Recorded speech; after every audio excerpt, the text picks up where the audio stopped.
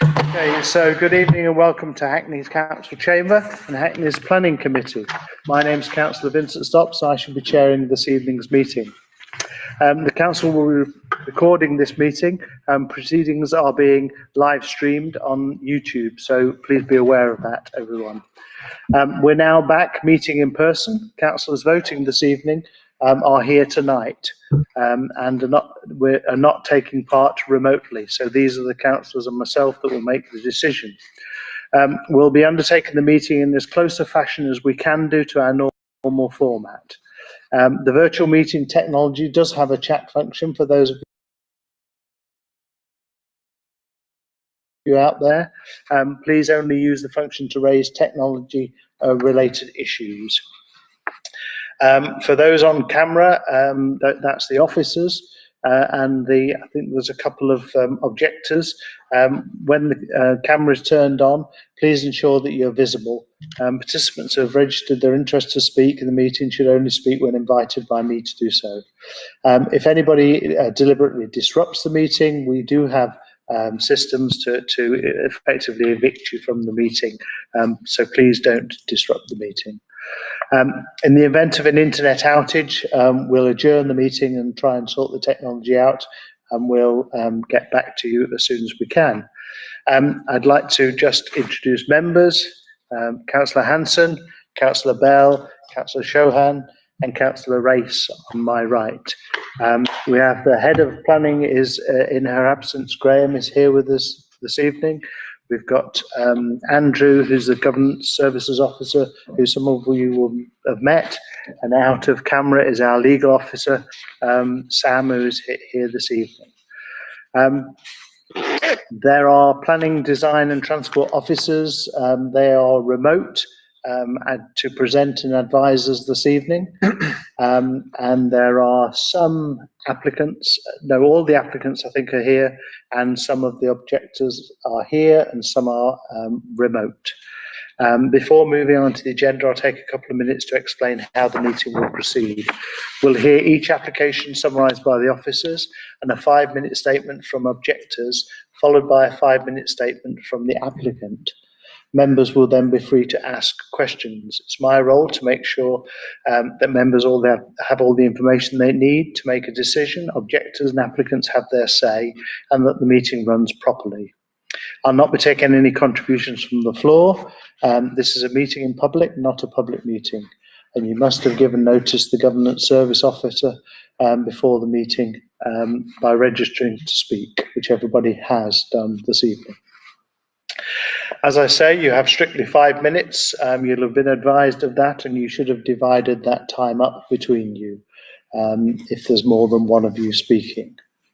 Members are not representing their wards or their political parties. We make our decisions on the basis of any site visits we've made, what we've read in the reports, and of course what we hear tonight. We must only take account of policies adopted by this council, other material planning policies and material planning considerations. Can I emphasise that members should not discuss nor take account of non-material planning matters? Members making the decision should not have allowed themselves to prejudge any application prior to the meeting. Similarly, if they have any interest in the application site or all the people involved, they should declare that interest and may remove themselves from the decision. When we've finished our deliberations, we'll vote on the recommendation. When the decision is made, that's the end of the matter for the committee. The applicant may appeal our decision to Secretary of State. Objectors may seek legal redress. I'd advise you to seek professional advice in either case. Finally, we'll have a break when we can, and I'm sort of aiming at 8 o'clock, but we'll fit it in with the agenda, which we can now move to. Thank you. So, first item on the agenda is normally apologies for absence when I get there. I've got Himara Garcia, who apologised earlier, and Councillor Young. Councillor Conway, who's somehow remained on the list of members, but she's not a member of the committee, so we're going to have to sort that out. And Councillor Levy wrote to me as well. He still can't attend these meetings. Councillor Young is self-isolating. Councillor Young as well. Councillor Joseph as well. Say again. Councillor Joseph, Claire Joseph. Claire Joseph. Yes, she's apologised, hasn't she? Yes, she's apologised. Declarations of interest. Are there any? Councillor Race. Thank you.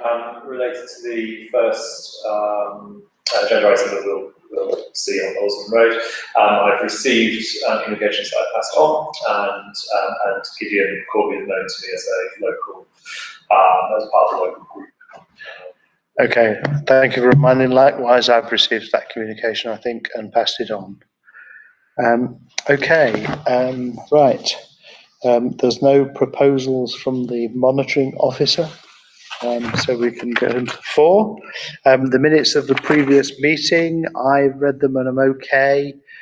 Just to say that we do, when we agree a condition in the minutes, we normally put it in capital letters, so I've asked Andrew to amend those.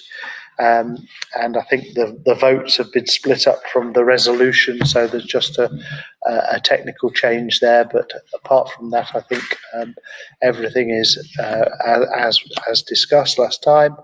Anybody else got any issues with the minutes? No, so we can agree them. Do we have anything to physically sign? No, okay. So we'll virtually agree them. Thank you very much. So we can then go on to 16 Orsman Road. We've got Louise out there somewhere in the, don't know where Louise is, but she's out there. She's going to present to us. We've got the objectors are all here. We've got Sophie, just to check, you know there's 3 objectors here this evening. You know about those? Yeah, I know. Okay. So you've told me that you've agreed the order of speaking, and the applicant is just David with others to answer questions. So over to you. Is it working? Over to you, Louise, please.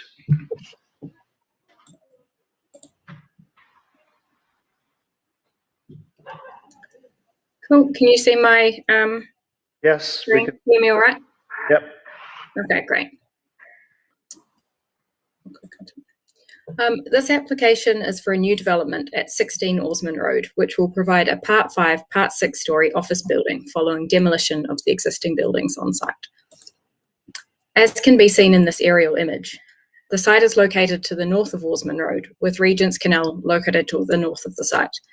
The area is largely developed with residential-led mixed-use buildings located on both sides of the canal. The next few slides just show the context of the site. So this photo shows the site in the centre with the existing buildings which will be demolished as part of the proposal. On either side of the site are Klein Wharf and Ronan Apartments, which are both 5-storey predominantly residential buildings. This image also shows the protected TPO trees and bank, which will be retained as part of the development. This photo shows the wider context of developments along the canal, as can be seen on both the northern and southern banks.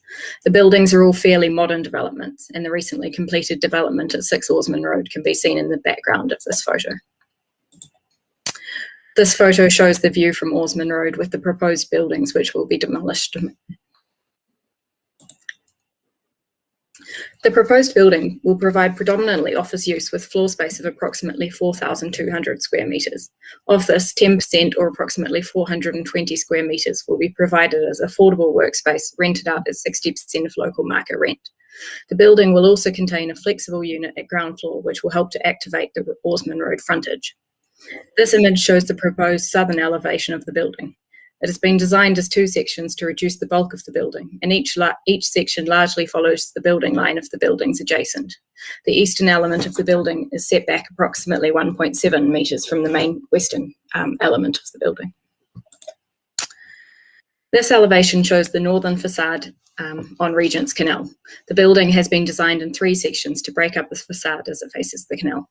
The building will be clad in a white folded metal which will add texture and detail to the facade while subtly referencing the industrial past of the site. The building will also have north-facing balconies, which reference traditional canal-side buildings. In response to comments on an earlier iteration of the scheme, which was affected by the cyber attack, the main building line has been pushed back by approximately 2.4 metres to be in line with the building to the west. This reduces the prominence of the building.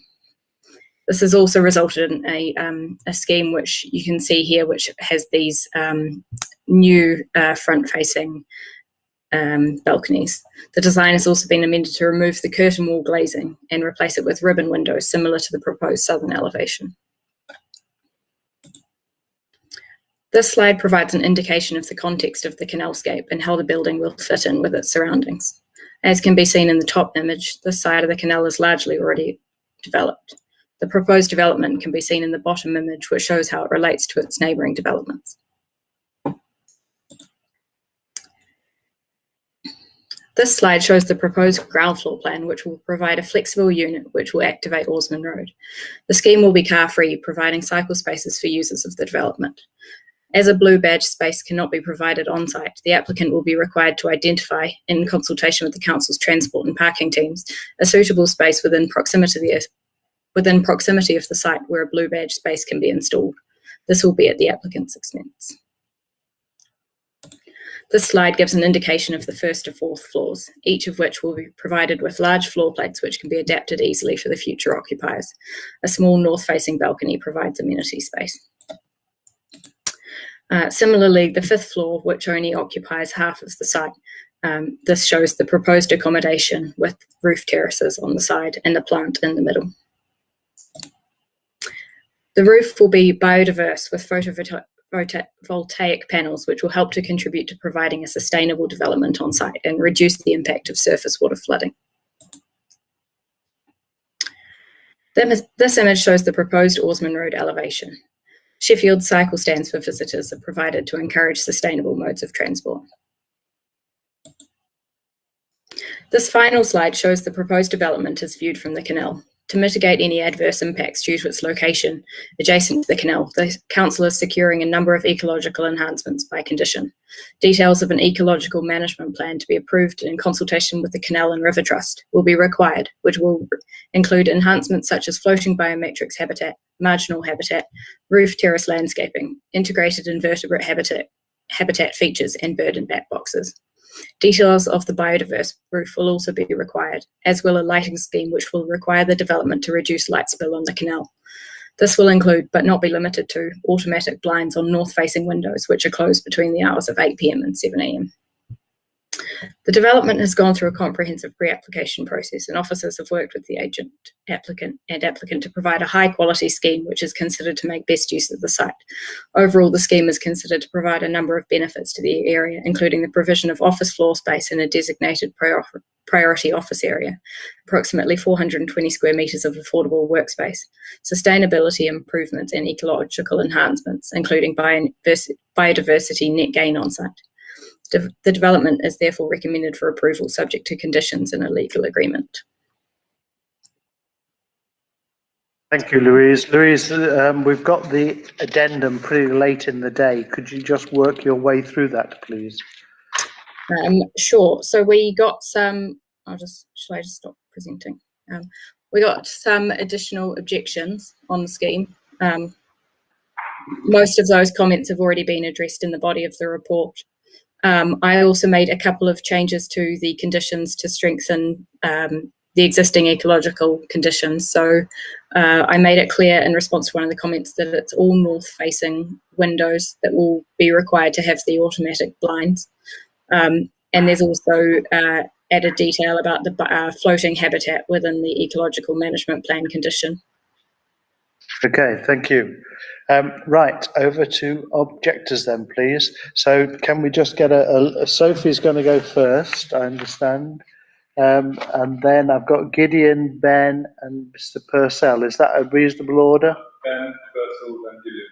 Ben, Purcell and Gideon. Ben, Purcell, Gideon. Okay, your timing, David. Okay, Sophie, please tell us what you have to say. I believe the proposed massing and height of the proposals is inappropriate for the setting and in respect of its direct neighbours. and therefore not in accordance with London Plan Policy D3 nor Hackney Local Plan Policies LP1 and 2. Whilst the applicant notes the prevalence of 6 stories in the vicinity, this is not the case. There's a very clearly established building line of 5 stories to the south side of the canal. In case of Kleinwall, the top story is significantly set back. The proposal is not only predominantly 6 stories, but 6 substantially taller stories than those adjacent. This makes the proposal at least a story and a half taller than the roof lines of Kleinwall and the Roman apartments. In the proposal, there's no step at the upper levels, making the massing extremely dominant. The day and sunlight report submitted acknowledges that there are deviations from the BRE targets affecting buildings to the north. Whilst the report claims the BRE guidelines should be interpreted flexibly in denser urban areas, I do not believe this stance is appropriate here.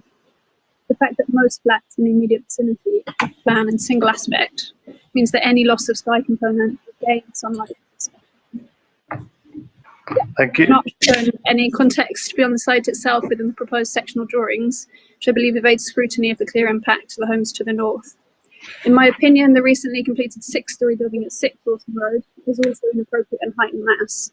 However, it must be recognised that its context differs from the application site, and that it faces the open occupation, and also sits at an undeveloped site closer to the major highway. Whilst I believe that urban and placemaking led by Hackney in developing the Kingsland Basin and surrounds has in general been of high quality, my question to those assessing the application now is why we need to insist on the predominant and established building line and height of adjacent buildings. Surely it's clear that the building should be no more than 5 stories tall and sensitive to the massing setbacks employed by the neighbouring buildings. Thanks. Thank you. Okay, please, Ben. Please. I'm a resident of the 4th floor of 3rd floor of Mandarin Walk, directly opposite the site, and I've lived there for 12 years. I concur with the other objectors' views that the height and massing, which are overbearing relative to adjacent buildings, is the biodiversity of the canal, including the trees and area of wildlife which wasn't represented in the original drawings in the earlier scheme. Our concern has also been with the scheme's eradication of this last section of existing everyday canal buildings with an underdeveloped generic design.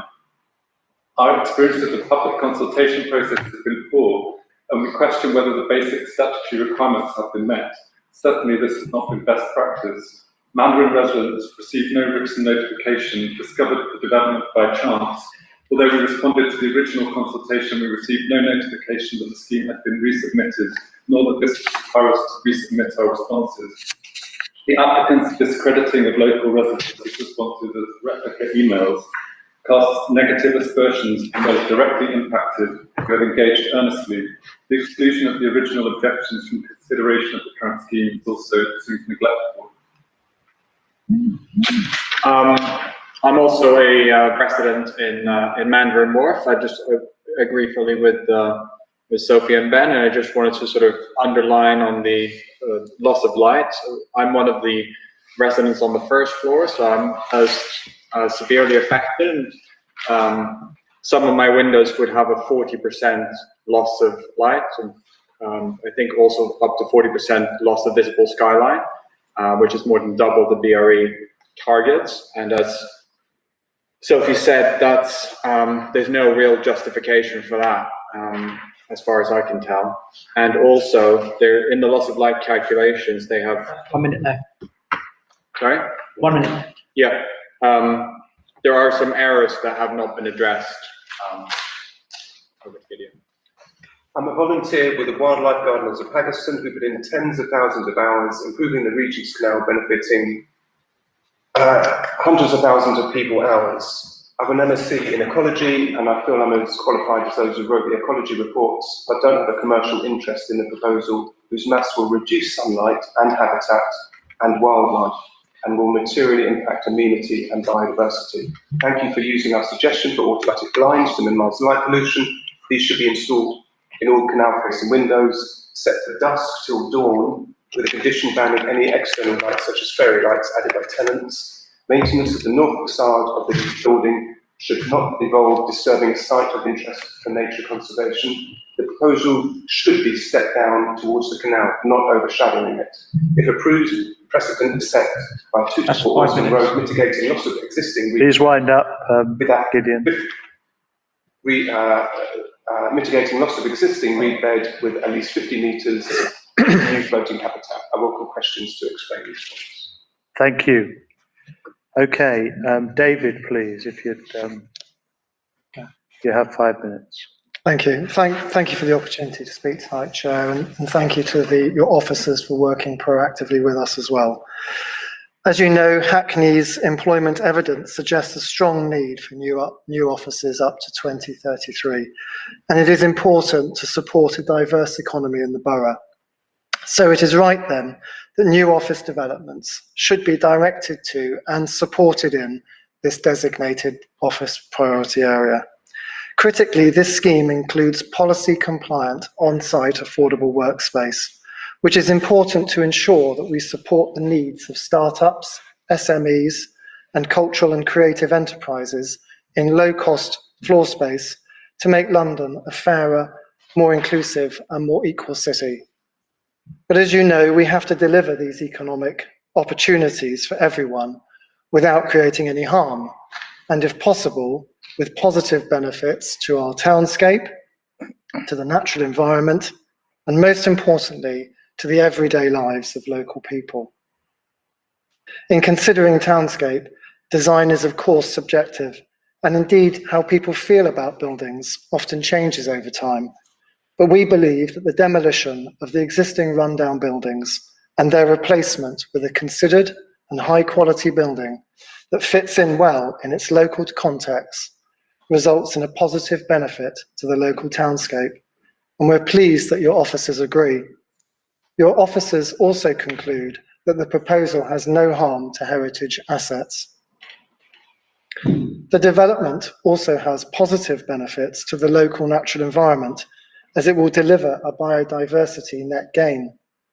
The scheme includes a biodiverse green roof and substantial terrace planting to create opportunities for pollinators, local biodiversity action plan species. Importantly, the new building does not encroach any further towards the canal than its neighbours, and lighting will be controlled to restrict light spill, including bat-sensitive lighting on the roof, and bat boxes and bricks are being integrated into the new building. We've worked with the Canal and River Trust and the Wildlife Gardeners of Haggerston. The scheme includes 50 metres of floating rafts on the canal that are planted with native riverine species. And this is a significant positive benefit to the local natural environment. Our ecologist is here tonight if you have any biodiversity questions. We have also listened to neighbouring residents to make sure that we don't have any material harm on the enjoyment of their own homes. And so we've pulled back the building to make sure that they can continue to enjoy good levels of daylight, sunlight, and privacy. Our daylight and sunlight consultant is here as well if you have any questions. One of London's greatest challenges is to improve air quality, and so we must make sure that we provide convenient cycle parking. Our current scheme shows 102 cycle spaces, including spaces for visitors outside of the front of the building, and sheltered indoor spaces with a separate locker room and showers, with basins and toilets, including for wheelchair users. We understand that there is a preference for Sheffield-type stands, and so we have agreed for a condition to re-look at our cycle parking to reduce any possible barrier to people to cycle to work. We are also committed to improving convenience for disabled people and have agreed to pay for an additional disabled parking bay on street. In summary, in delivering on the primary policy objective of optimising new office and affordable workspace in this designated priority office area, we have not only sought to reduce our impacts, but we have created positive benefits for the townscape, for the local natural environment, for accessibility, and reducing the need to travel by car to improve our air quality, and we've maintained good levels of amenity for neighbouring residents. I do hope that you will agree with your officers tonight that this is a development that is not only in accordance with the development plan, but more importantly, is a genuine positive addition to the borough. Thank you. Thank you. Okay, I think I'll ask the first question, if I may, and it is about the massing issue. So Louise and Connor, please. The established height seems to be 5 or 6. I think you've gone up to 6 plus the plant room in this development. Can you talk us through the massing issues and how you justify going up to 6.5 floors or whatever it seems to be? Please, Louise or Connor. I'm happy to kind of go ahead with that. Yeah, thank you for the question. I think in terms of looking at the kind of existing context and looking at the kind of existing canalscape on that southern bank of the canal, it is true that Ronan Apartments and Klein Wharf are predominantly 5 stories, but these are kind of horizontally emphasized kind of residential blocks that are very wide in their building footprint. And the emerging character with 6 Oarsman Road is really of kind of moments of more vertical emphasis along this section of the canal. So where height is kind of comes forward. So you have that at 6 Oarsman Road, you have that slightly at 5 Oarsman Road where there's kind of vertical emphasis. And in terms of the kind of character of looking at the north side of the canal, that's very kind of, how do I say, it's very homogeneous in its kind of scale, form and massing and its architectural materiality, whereas on the south side of the canal, there's much more variation in the roof line. And in terms of kind of using stories, I guess in terms of the although there is this kind of 5 and part 6 story proposal, the massing is really broken down by these kind of vertical emphasized moments on the northern facade, which are kind of split up into these 3 bays, if you will. And one positive thing about the design is that the plant room has really been integrated into the roof scape. So although the central bay does increase slightly of the bay next to it, of the 6-story bay, it's the plant. We don't have that issue where the plant is kind of incongruous on the top of the building. It's kind of integrated and it forms roof terraces for the users of the building. So I hope that goes to some extent of explaining it, but let me know if you want further kind of clarification. Okay, so you're comfortable with that? Yeah, we are, yeah. Okay, members, please. I've got a few more, but if we can take some from you guys. Katie, and then Steve, please. Thanks very much, Chair. The objector talked about errors in the daylight and sunlight report. Is that something the officers are aware of, or should I ask the objector to set out what he thinks those errors are? Yep, I think I am aware of the comments that came through in relation to Mandarin Wharf. I have clarified that with the daylight and sunlight consultant, who might be best to speak to that if they can. I think the issue was whether there was an identified additional window to a bedroom. Is that the issue that is? I just wanted to. We'll just check that is the issue that's being raised specifically. Is that the issue, objector? That's one issue, and the other issue is just on clarity, because the numbers from the first scheme to the second scheme, some have gone up, some have gone down. It doesn't seem consistent in terms of the change of the sign is relatively minor, but the numbers are going in different directions. So it's obviously impossible for me to tell what's correct without having the data. Okay. Let's have. Can we have Mandarin Wharf? Can we see where it is on the? Is there a footprint or a drawing? It's opposite. Louise. Yeah, I'll. Is it the one dead opposite? It's on the other side of the canal, isn't it? It's to the north of the site. Yeah, I'll just bring it up. According to the report, anyway. So it's probably best illustrated on this aerial image. So my understanding is Mandarin Wharf is this orange brick one here. Okay. Can you talk us through the light issues then on that building then, please? And take account of the mistake that's been suggested.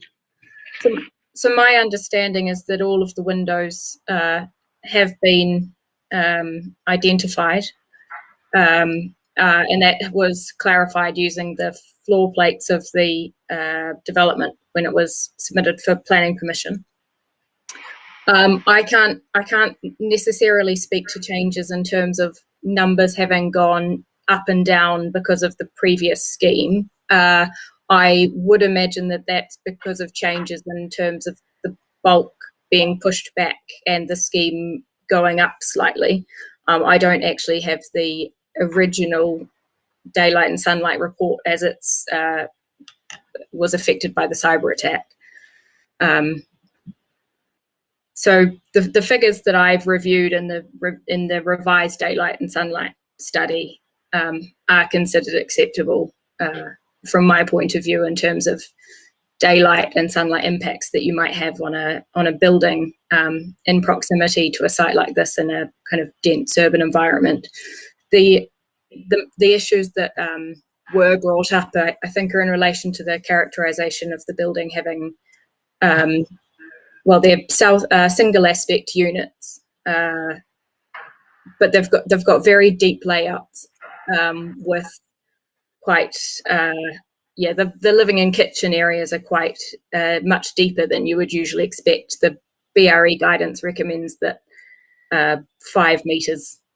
Rooms really shouldn't be much deeper than 5 meters, and if they are deeper than that, then there's inevitably going to be some deviation from the recommended figures with any form of development on site. So we've assessed the BRE figures that have been provided for this development and are happy that they don't provide an adverse impact on light. Thank you. Can we ask then the applicants, do you know the history of the two different? Both reports, if that's useful. You go pre-cyber attack then, do you? Yes, absolutely. Okay, tell us what happened then. Did something change?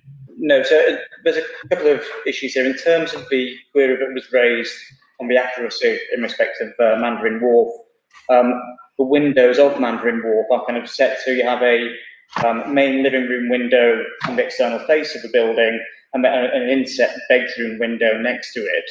And I don't know if it wasn't clear within our report in terms of the window maps that people can use to cross-reference as to whether we picked up all those indentations in the building.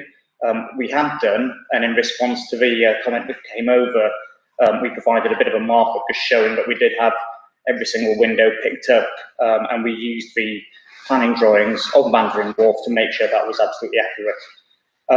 In terms of that change between different windows, in particular the windows that are under those balconies are quite sensitive to different changes. So pulling the building back from the canal would lead to a differential between the old pre-cyber attack results and the new scheme. Would it be an improvement? Yes. Yes, because you pulled it back. Yeah. Yes. Okay. Any follow-up at all? No. Any questions, Katie? I don't have follow-up on that, but I have some other questions though. No. Like, well, the objectors objected to the design of the building. I know Ronan mentioned the design before, but whether our design team have any further comments that they'd like to make. Okay, Connor, can you tell us about the elevations we're interested in? I think, are we? That's Yeah. What was the glass? So it's changed from being a.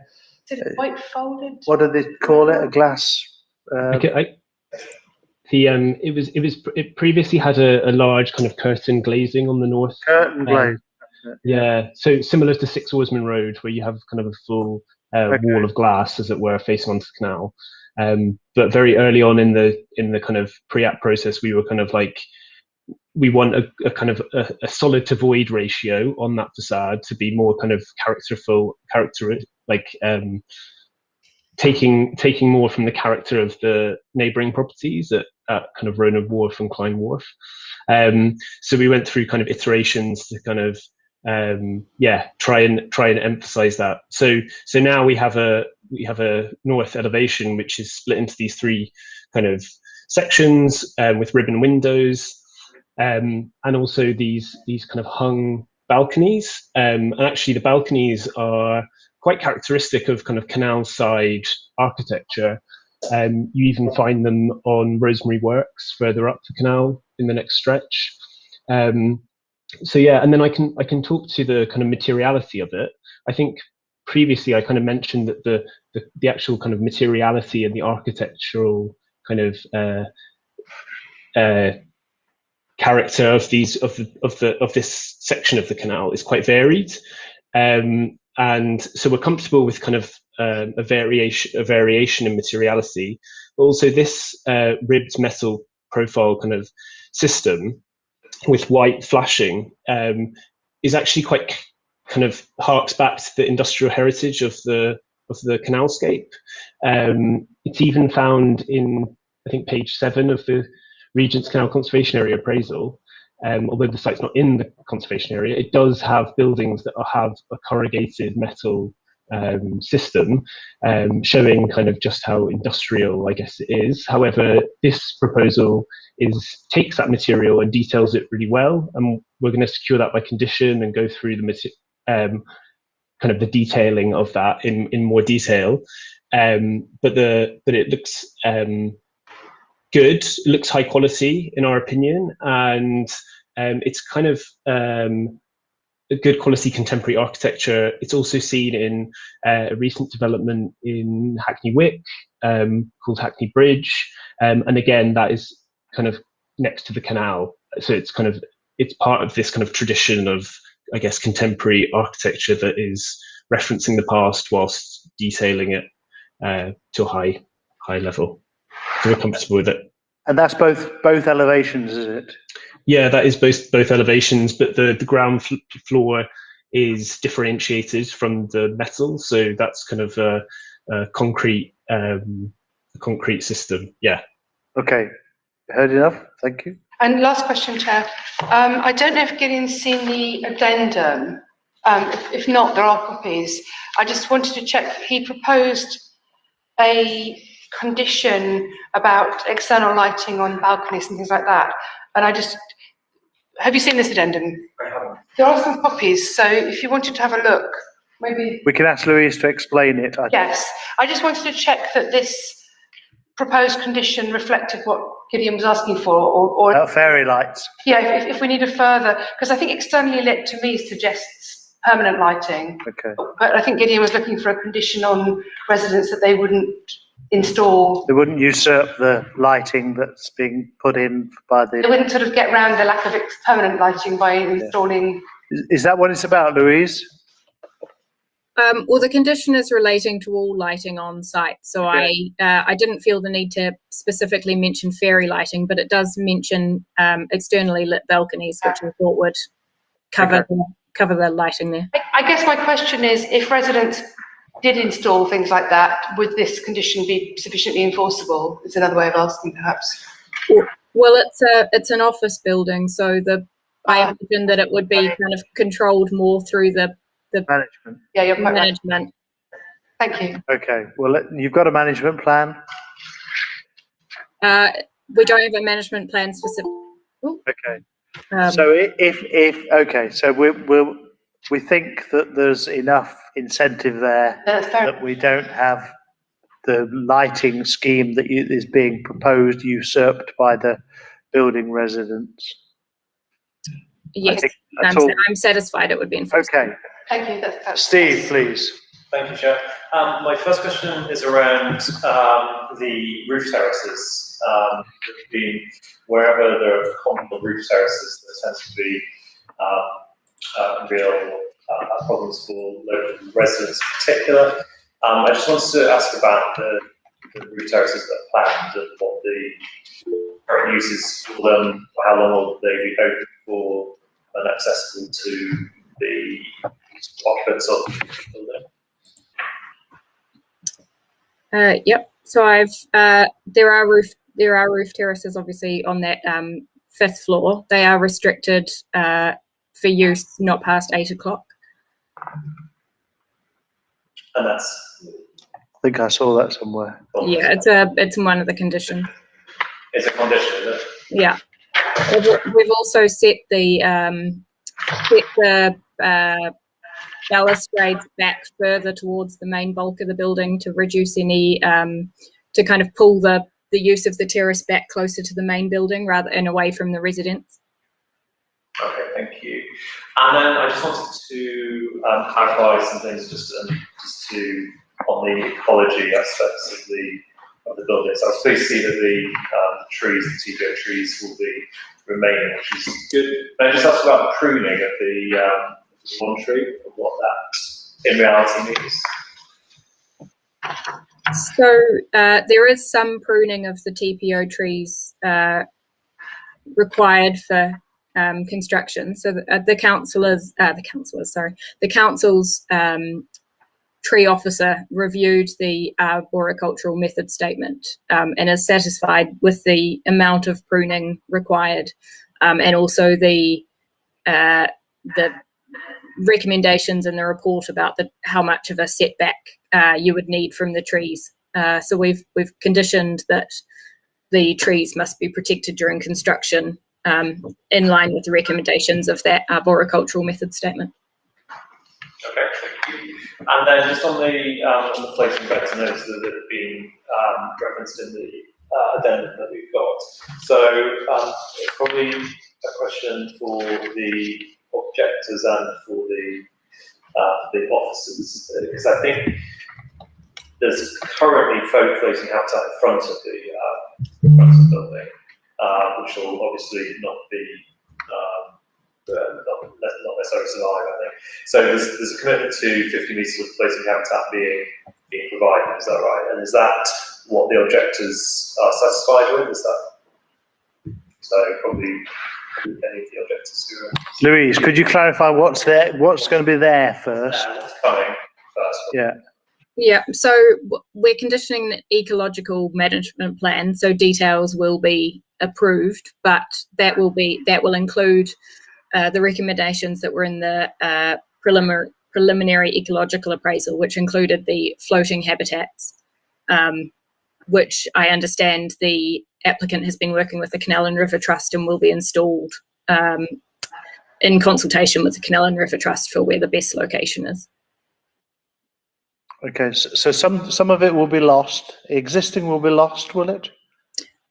So I believe that there is there's the planting around the base of the TPO trees, the group of trees, and that bank is being retained. From my understanding, the wildlife gardeners have installed some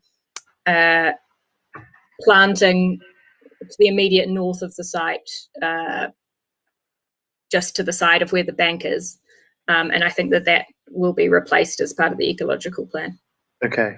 Do you want to ask Gideon then now? Yeah, Gideon. Get your views on that.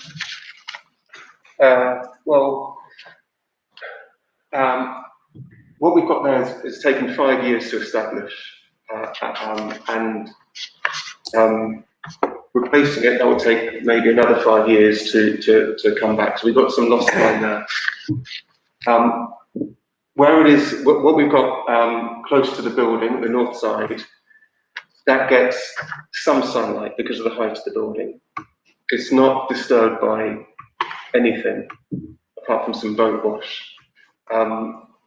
So it's great that it's going to be replaced. That's appreciate that. But it's going to be in shade.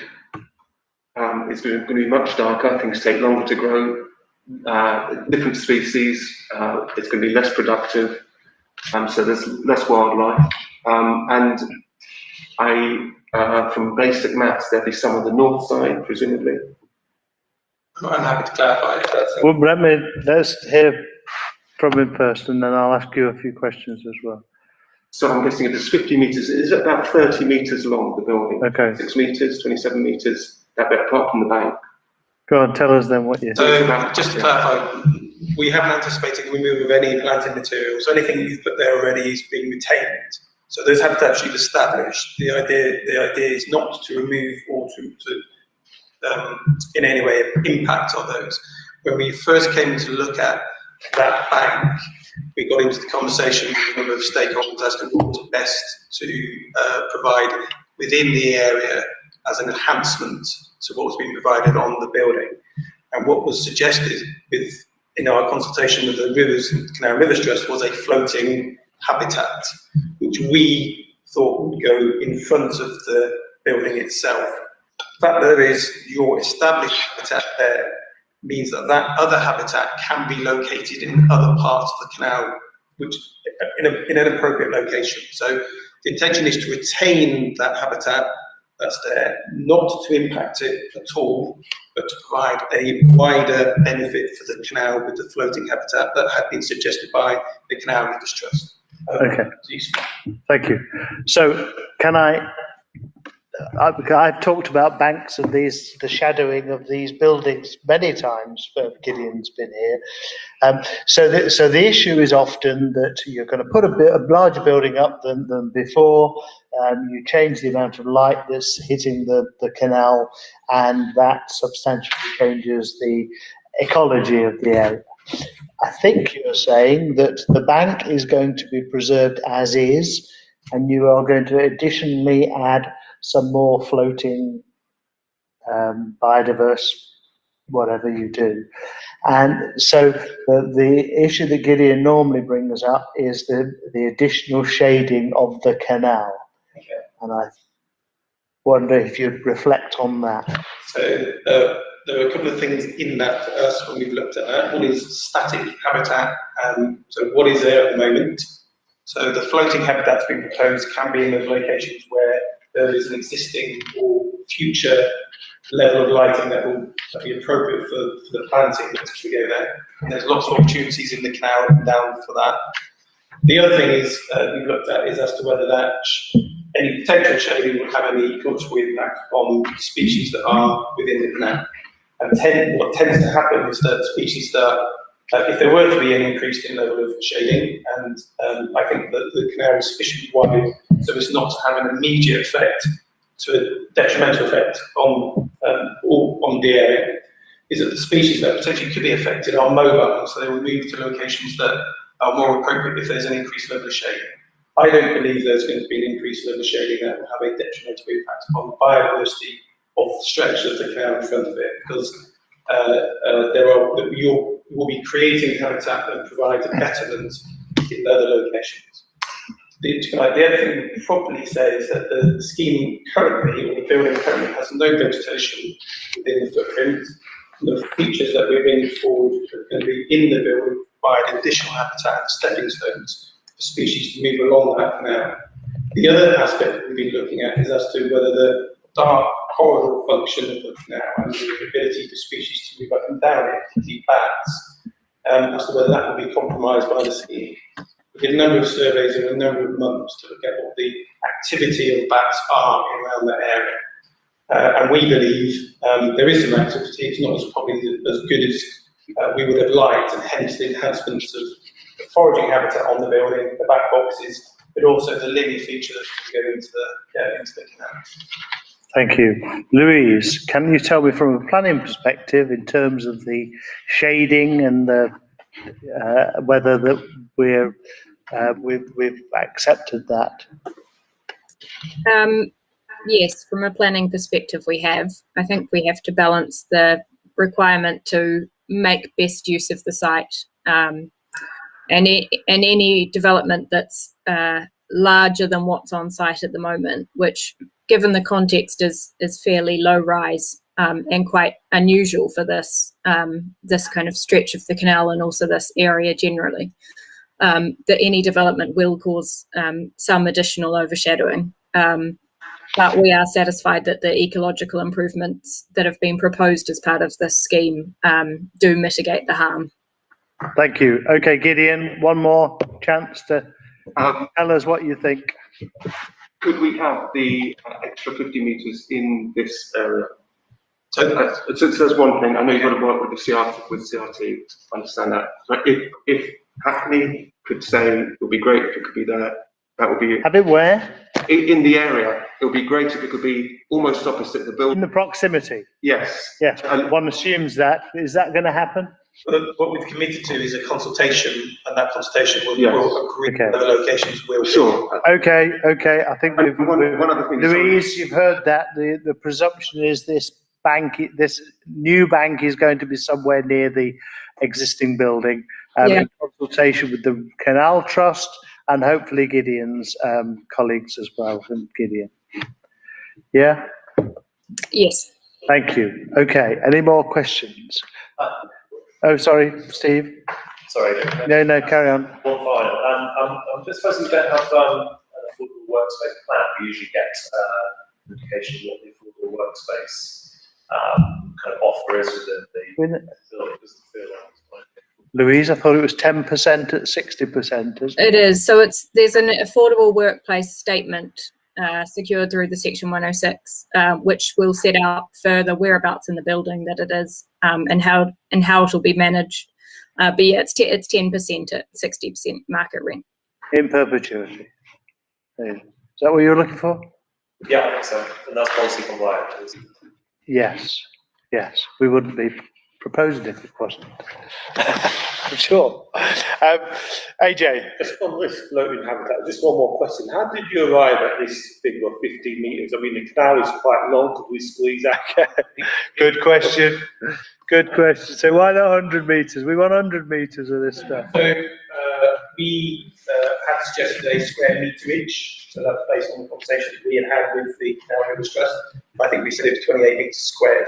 However, in the comments that came back from Gideon and his colleagues, they were asking for 50 metres. And so we've discussed with the team as to whether 50 metres is acceptable. They said yes, they're happy to commit to doing 50 metres, which would meet your requirements, I think, or your request. Thank you, because we do love seeing the pictures of the kingfishers and the heron that certainly turn up there, and all manner of other things that progressively turned up since the more we seem to develop, the more stuff we have there. Thank you very much indeed. Any more questions? No, okay, I've got a few. The green wall, maintenance, I've got an issue with Mr. Waugh about a green wall. He's, I don't know if he's watching on YouTube, but green wall and its maintenance, Louise, have we got something in there to ensure that that will be maintained? Yes, it's part of the same condition as the green roof, and both require maintenance. Okay. The lighting sounds quite a bit of innovation, and we've got some innovation in one of the later applications at Wilmer Place, and we've been asking for this sort of thing for a number of years. Could you? This is really going to make a good impact, I think, isn't it? And does it? Is there anything in the Wilmer Place, is it Wilmer Place application that can be brought into this development at all? I might not be the best person to ask about that, because I am not clear about what is actually in the Wilmer Place. Okay. All right, but you're satisfied with the lighting issues. I think it's going further than we've ever had before, which is a good thing on that canal. I'm satisfied that the proposed lighting, and that again will need to be details to be conditioned, but it will include the automatically closing blinds, which will be a lot easier, I think, to limit the lighting now that the proposal is ribbon windows instead of the original curtain wall glazing. Okay. And then, yeah, it should be. Okay, a technical thing. Apparently the conservation area is drawn around a bit of this building, and that is saying in the report that that's a mistake. Is that right? Yeah, I think Connor's probably best to talk to that. Yeah, so I think this arose because like a tiny section of the north of the site is within the conservation area, but we believe that that's a mistake, because when the Regent's Canal Conservation Area was designated, this site has never been included, nor has it ever been included in the Kingsland Conservation Area, and it wasn't included in the update to the Regent's Canal Conservation Area in 2011. So we're confident that it's kind of a mapping error rather than, yeah. Sam, are you happy? You understand that, do you? I've no issue. No issue, okay. The Klein Wharf west-facing issues. I didn't quite understand those, Louise. What's that about? So the issue on that side, we did have an objection from the residents of that unit. I might just pull up this slide. I'm not sure it's going to show it exactly as we need, but so it's this unit here on the far left of the screen at the top. What's happened with that unit is it's got two quite large north facing windows and two quite large facing west facing windows. Now obviously any development in proximity to that will have some form of effect, mainly due to the fact that that building was built with windows facing the side and in quite close proximity to the site boundary. So the building was originally, I think as part of the design development, pulled back to reduce impacts on light from that building. But it now may be that because the building's set back a bit, there are impacts with those windows. Okay. But you're satisfied that that's a fair position? Yeah. Because of that orientation of that window is a poor neighbour anyway? Yes, but yeah. Okay. The final one, I think, is about the cycle parking. Myself and Steve were amazed. We've been having a mini scrutiny of cycle parking, and we've seen cycle parking without CCTV associated with it. I wonder if the proposal is to put CCTV because it invites theft otherwise. The cycle parking is internal to the development behind a reception. Okay. So it would be secure. It would be fairly secure, yeah. They'd need to take one and get it out past a line of defence. So I think it's office block, so the receptionist is there. Okay, thank you. And what a joy we're going to have as many Sheffield stands as we can instead of those awful things that we keep getting foisted upon us that nobody uses. They can at all avoid them. So thank you for that, officers. I think I've asked all my questions. Any more, please? Okay, so we look at the recommendation is to grant planning permission subject to conditions and completion of 106 legal agreement. I don't think we've added any additional conditions that officers haven't talked to. All those in favour, please show. That is all of us. Thank you very much. Give our best wishes to Andrew. I hope he's okay. Thank you. Thank you, everybody. Thank you. Let's take a 10-minute break now because I think the other two will be a bit short. 5 minutes. We've got our cleaning services. Oh, that's true, yes. The applicant's already online. Already here. Okay. Already online, so you could just go straight. And we could go. Okay. Well, we'll have 5 minutes break anyway. We will have 5 minutes break. So I can hit this. Adjourn. 5-minute cleaning. Thank you very much.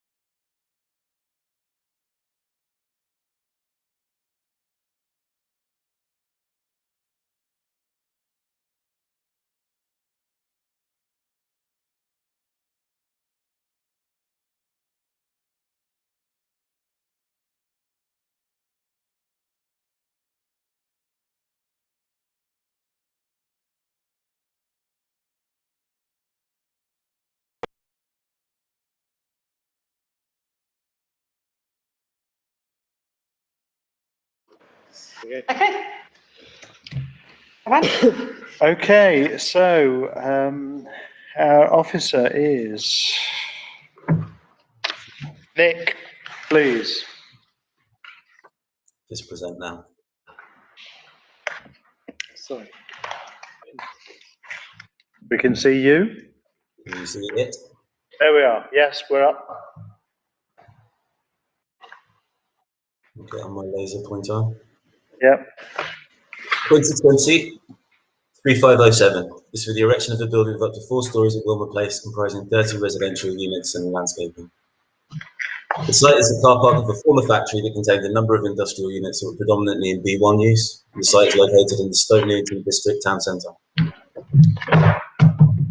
The site is adjacent to Abney Park Cemetery, a registered park and garden and site of importance for nature conservation. It's within the Stoke Newington Conservation Area and the setting of listed buildings to the north and south of the site.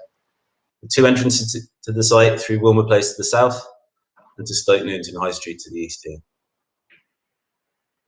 The site's largely made up of hard standing on the border with Abney Park Cemetery to the west and north. As background, the Sainsbury's scheme approved under application reference 2013-3186 established the principle of a building on the boundary of the park. And following that approval, the applications were put in to establish that there were existing residential units within this factory building. They'd been made lawful by the passage of time. The rest of the units were then established via the prior approval process into a residential use. And finally, an application was approved that reclad this now residential building in brick slips. As a result, this development now faces the proposal site, made up of single aspect flats. This final picture shows the tarmacked hard surface that currently sits at the entrance to the site. The current proposals for an entirely residential scheme, 2-storey terraced houses, are at the north of the site, and the massing steps up gradually to its 4-storey height here.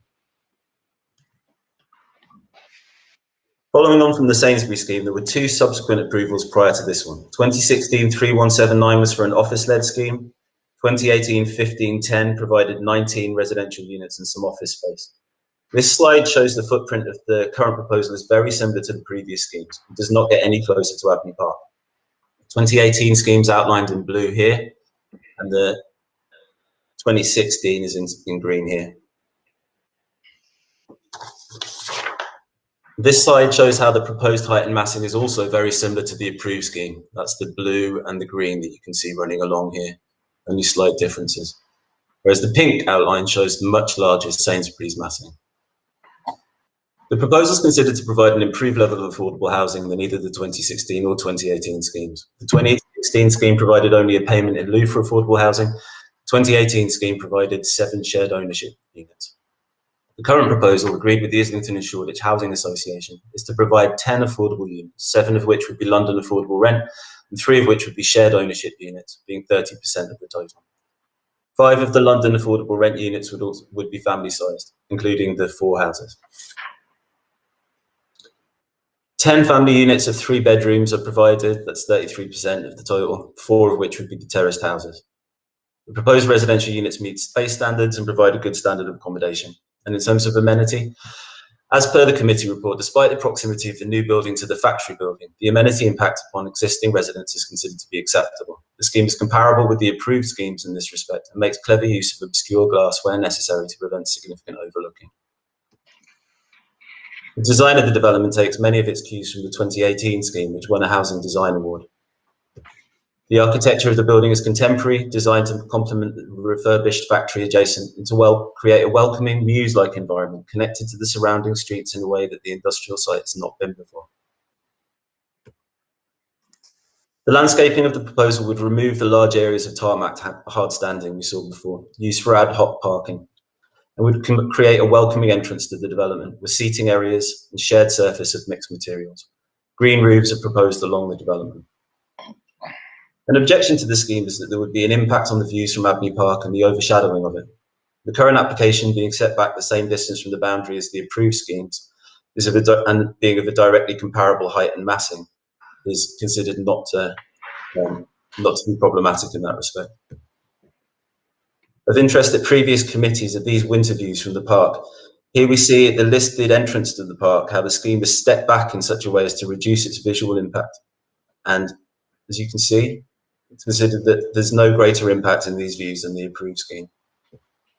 Here's another view from one of the side paths of the park. We can compare that to the 2018 scheme. Just as the approved schemes were considered acceptable in terms of their overshadowing of Abney Park, so the current scheme is also. In addition, £25,000 is to be made available for the repair of the listed boundary wall to Abney Park, where the existing wall is broken down and created a wildlife corridor. A new hit and miss fence will be provided to replace the existing metal fence and allow the free movement of animals into the site. And to conclude, the proposed application is considered to be policy compliant. It provides housing and public realm benefits to this currently underutilised site that outweigh prospective harm and connect the site once more to the surrounding streets. In addition to providing affordable housing and a ways into work financial contribution, the proposal provides 30 residential units in a sustainable town centre location. The contribution to entirely offset the carbon emissions of the development is also provided, along with a sum to repair the boundary wall of Abney Park. The proposed design is deemed to be of high quality and will create a welcoming use to complement the redeveloped factory building. And in other respects, the scheme is considered acceptable. It's recommended for approval. Thank you very much. And the addendum, is there anything we should, you could point out there for us, because we haven't had much time to see it? No problem. There are two additional objections. They're not particularly material where they differ from what we've seen before. So the addendum clarifies that they're not of an issue for the scheme. And there is a slight change to the fire strategy reflecting conversations that we've had with the building control officers. It's just to require more details at the next stage that we think will be easy to provide. Thank you. Okay, now we've got Julia. Julia, please, you've seen what we do, I hope. 5 minutes, please, if you could.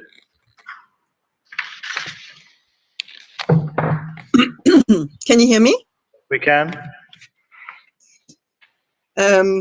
I prepared a short speech. Thank you, Andrea and Hackney Governance, for facilitating multiple arrangements under constraints so deftly. Good evening.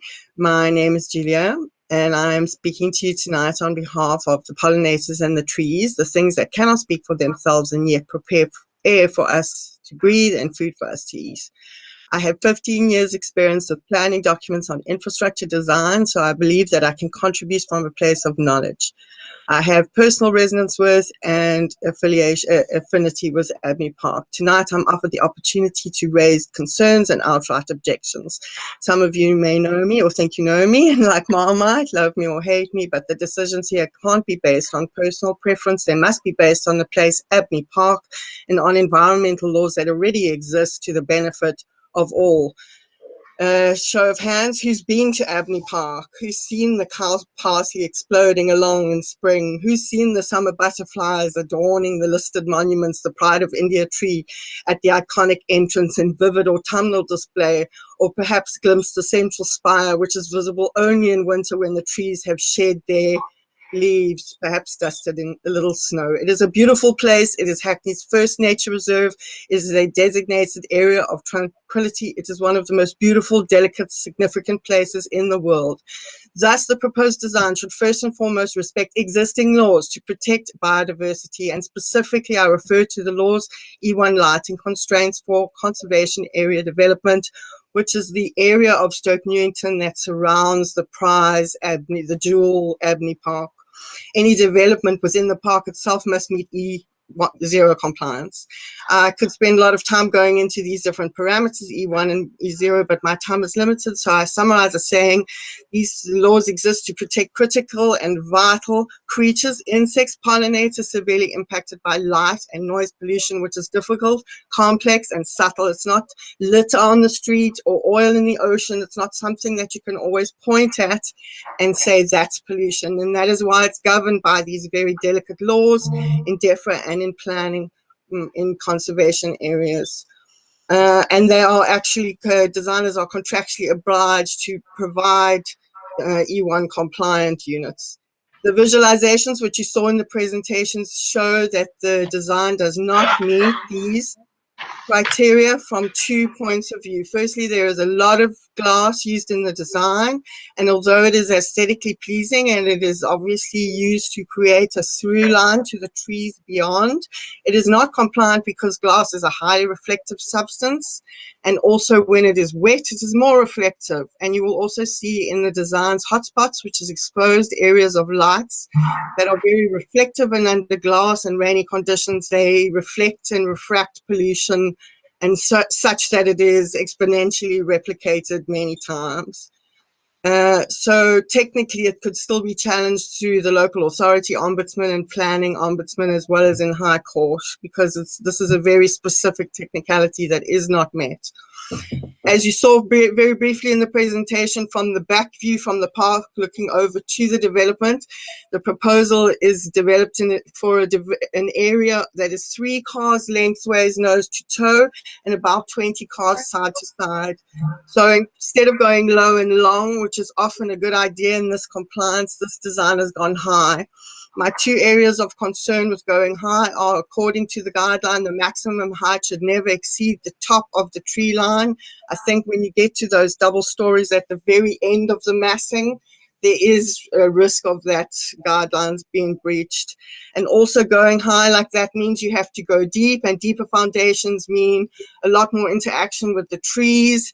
And we have to ask the committee to hold the council responsible to its commitment to each tree, which has an agreement with each tree called a tree protection order, which I heard being discussed when you were talking about the canal in the previous discussion, which was lovely to hear. Thank you.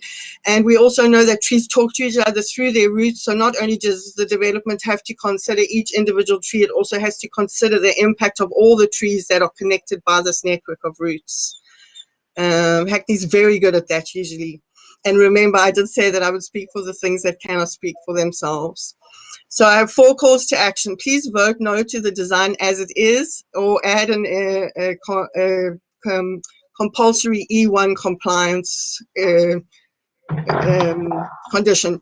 There needs to be accountability in the build phase, especially because there are always significant noise complaints, and we need someone that keeps the developer compliant to the noise 55 allowable hours, because 20 hours of pollinator not is very significant, and it has knock-on effect to insect populations and bees and pest control. Very quickly, the other 2 points you want to make. Please appoint the biodiversity officer you promised in September 2019, so that person can liaise with the developer. Okay, the last one. And number 4, please check at Cotton Exchange, because the problem that I'm raising now in the design phase of this new is already existent in Cotton Exchange, and you'll have the front of your building facing Abney Park, shining lights into Abney Park, bad for the biodiversity, and shining hotspots into a building on the other side that's also shining hotspots.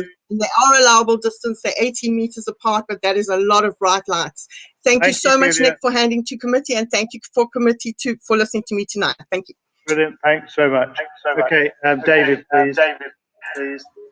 I'm not proposing to speak, Chair, but I'm here to try and answer questions. Thank you very much indeed. Okay, I'd like the first, just to say, members, I think most of us have been here. We have had this many years, and we've accepted some of the issues on the site. One of them is the massing. We would have to come up with the massing of this is somewhat smaller than we've accepted before. So it would be difficult for us to row back on the massing without good reason. So if you can bear that in mind, please do. Members, questions? Katie? I mean, I think this is a massive improvement on the previous iteration, but I wonder if Nick could tell us what is meant by E1 compliant, whether this building is E1 compliant, and whether, as the objector suggested, it should be E1 compliant, if I heard her correctly. Good question. It's a good question, and it's not one that I know the full answer to. What I do know is that it's got a lot of features involved that will hopefully help with any of the issues that Julia's raised. So, for example, on the stairwells, you've got aluminium louvers, you've got low transparency glazing, And there's also one of the things that she suggested was a problem from the cotton exchange is that there was no planning control over the cotton exchange at all. So it looks out over this essentially hard surface strip right over the Avenue Park, and this building would get in the way with better glazing, with mitigation measures, and for that reason, in a sense, it's helping to undo some of the damage that the cotton exchange has done by being set up in the way it was without planning permission. Thank you. We've talked before about what was described to us as a woodland edge. So it's the boundary. Is that boundary still landscaped? So this is the boundary to Avenue Park. Okay. So when you've got the wall, you're talking about the Avenue Park side of that, or on the development side? Talking about the development side. Where does the soft landscaping finish? A strip along the edge of the car park. Yeah. A sort of grassy woodland edge, a strip along the car park. It was referred to as a woodland edge for previous applications, yeah.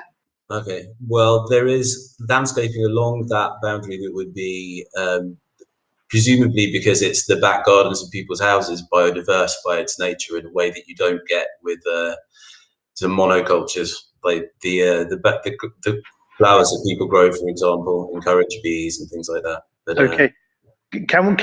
Is it conditioned that that strip that was there is soft landscaping? Is it part of the condition? Well, the rear of the development backs onto soft landscaping, yes. Okay. And there is a condition because there's a landscaping condition, yes. Okay. So I, as the occupant of that garden that looks over have a bit of green space at the bottom of my garden that I can't concrete over. It's the can't concrete over, isn't it? I would look back at the condition and make sure that it was worded in such a way, yes. At the moment. Okay. David, do you understand what I'm talking about?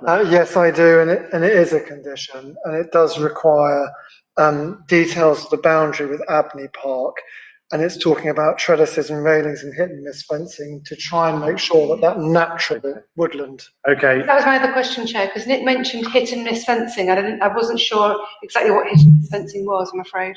So at the moment, what you've got is a metal fence. The boundary wall is listed, but it's broken down at various points. So at the moment, although there's not a lot for them to see, wildlife could move through that fence. And so essentially the hit and miss fencing would allow the movement of animals through. What is hit and miss fencing? That's what I'm saying. It would allow animals through by having gaps within it. Okay. Gaps in the fencing. Okay. Yeah, so a close bordered fence is where you have the timber panels one. Oh, there for that. And then a hit and miss is where you have a panel, a space, panel, right. Space. Panel. Thank you. That allows that makes animals sense. to get So a hedgehog or something to walk through. Absolutely. Okay. And so just for Andrew here, if we could note in the minutes that about this, we're keen on this condition that assures landscaping adjacent to the park. Is that something we can make sure that's in there? Okay, that's good. So that boundary is important to us. AJ.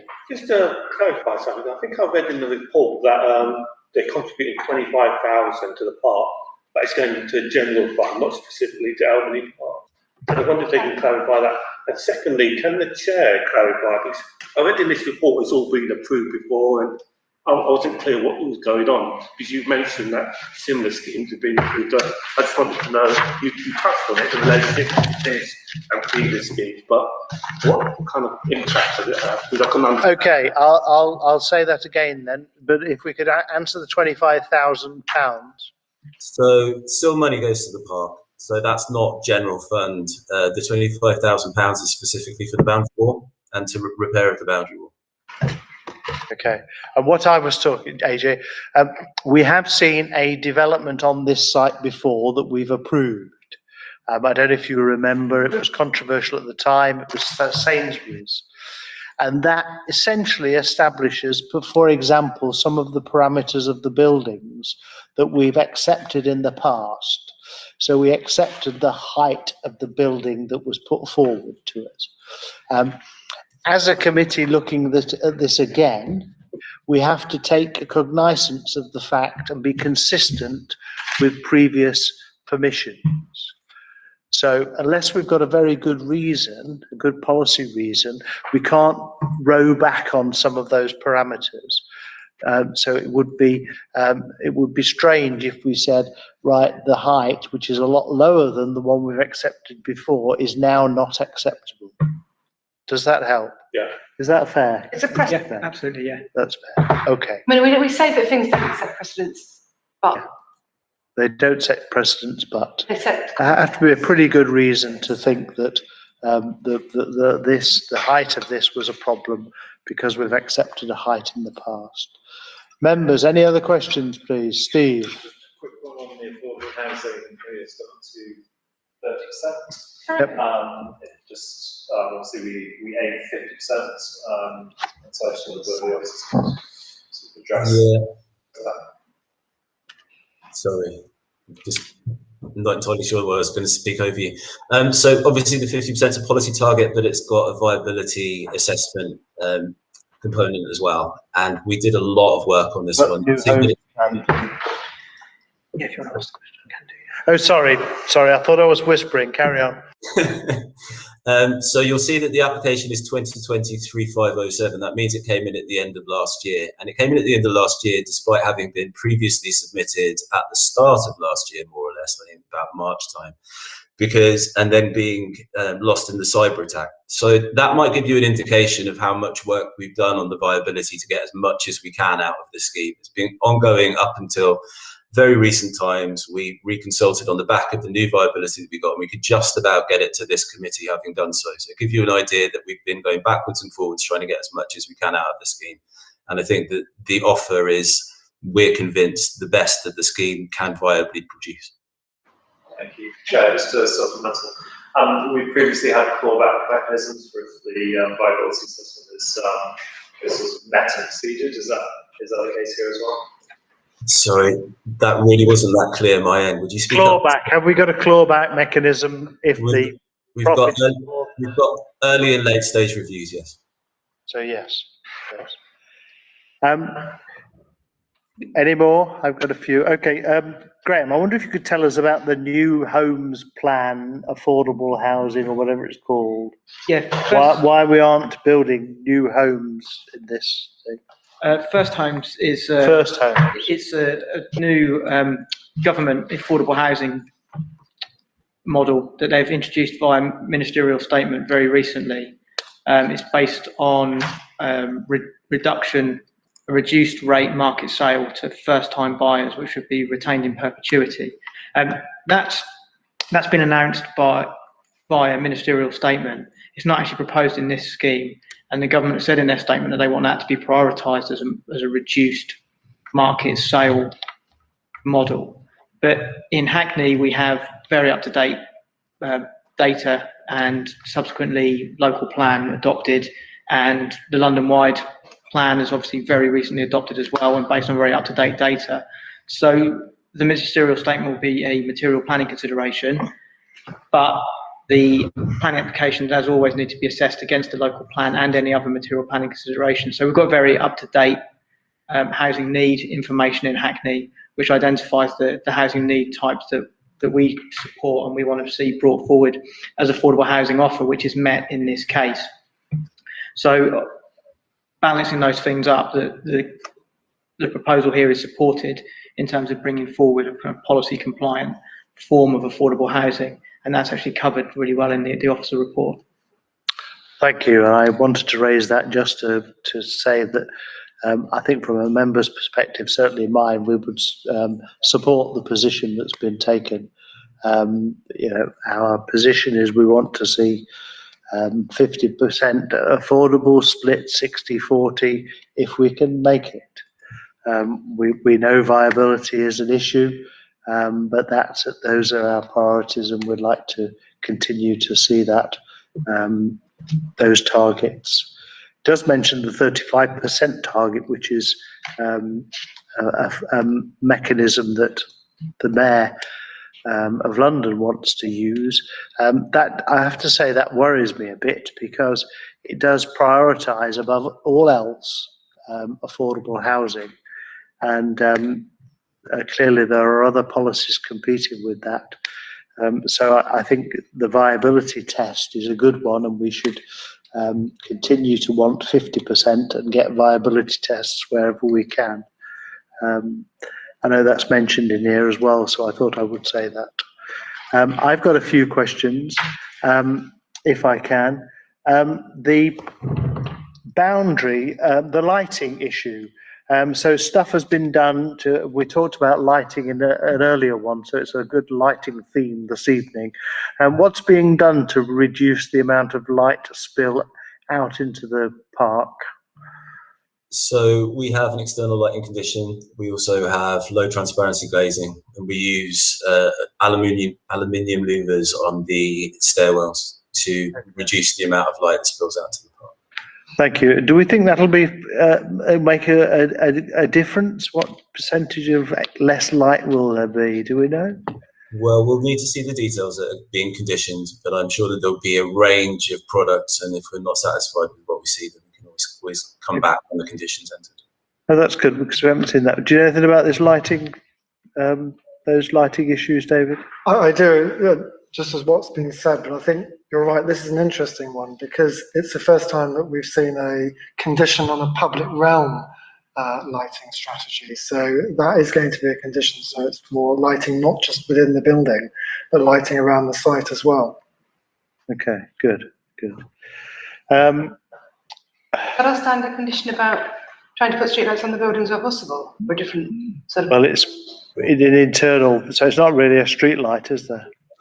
We like to see the lamp, the street lighting or the external lighting on buildings. We've had that, we've tried to condition that many times, but our street lighting people aren't very good at doing this. They resist us. But internally to your development, it would be really good if you were able to do that. I hope that can be put in as enough informative. That we'd like to see that. The car club, there seems to be a debate about car club, Nick. I thought car clubs were a good thing, and we're cheerleaders for car clubs. I'm surprised at TfL's resistance to them. Just to say, I think we still maintain our support, whatever TfL says to us. 2 blue badge, 1 car club. Yeah. That's good to me. Yeah, so we think that's a good idea. Kazim, tell us why TfL don't like car clubs. Get rid of all that car clubs, they would be happy. I think that's a very loaded question, Chair. I think, I think their opinion is probably based on the fact that this is within the red line boundary, which is not the norm in Hackney. But given its location kind of well off the public highway, we felt that was a satisfactory location. I think the other thing TfL probably haven't considered is the proximity to non-CPZ areas, although seemingly quite far. There's no limit to what people would do to kind of get free parking often. So I think this is really designed to discourage use of private vehicles. We can see on site that there are about between 12, 15 private vehicles parked at any given time. Obviously, this development looks to eradicate that issue. So this is a sweetener, a carrot, if you will, to encourage uptake of private vehicle, a car club only when required. So hopefully it just provides that facility if required. Thank you very much. And this is accessible 24/7, is it? Yes, it is. Yeah, that's part of the condition. It's publicly accessible. Say again? We've got other car club bays that are off the public. I know we have, but it's not the norm. Yeah, I'm just raising it to say that we're still supportive of it despite TfL's. People who don't live in the building can get access. Yes, they can. Well, yeah. Yeah. CCTV, the cycle security. Did I read that it was right at the far end, so it's going to be secure? Is there any CCTV associated with it? There's actually cycle parking throughout, so it's one of the things that runs along the Mews Street is cycle parking bays, and there is one at the far end, yes. but I haven't felt the need to put CCTV on it. I think that it would be relatively secure anyway. I think that there's often a lot of pushback on CCTV from residents, but if you felt differently, then well, as councillors, we know that our cycle parking is targeted for theft quite heavily. Poor old Steve has lost a couple of bikes now, taken from inside of buildings. David, do you have any thoughts about CCTV on this site? I mean, I've no problem if you want to include a condition on CCTV. The secure by design people, what do they think about CCTV and cycle parking? Secure by design people would be happy to see CCTV on every building as often as possible. Okay. Well, I think there should be some consideration in the secure by design for the fact of theft of bicycles.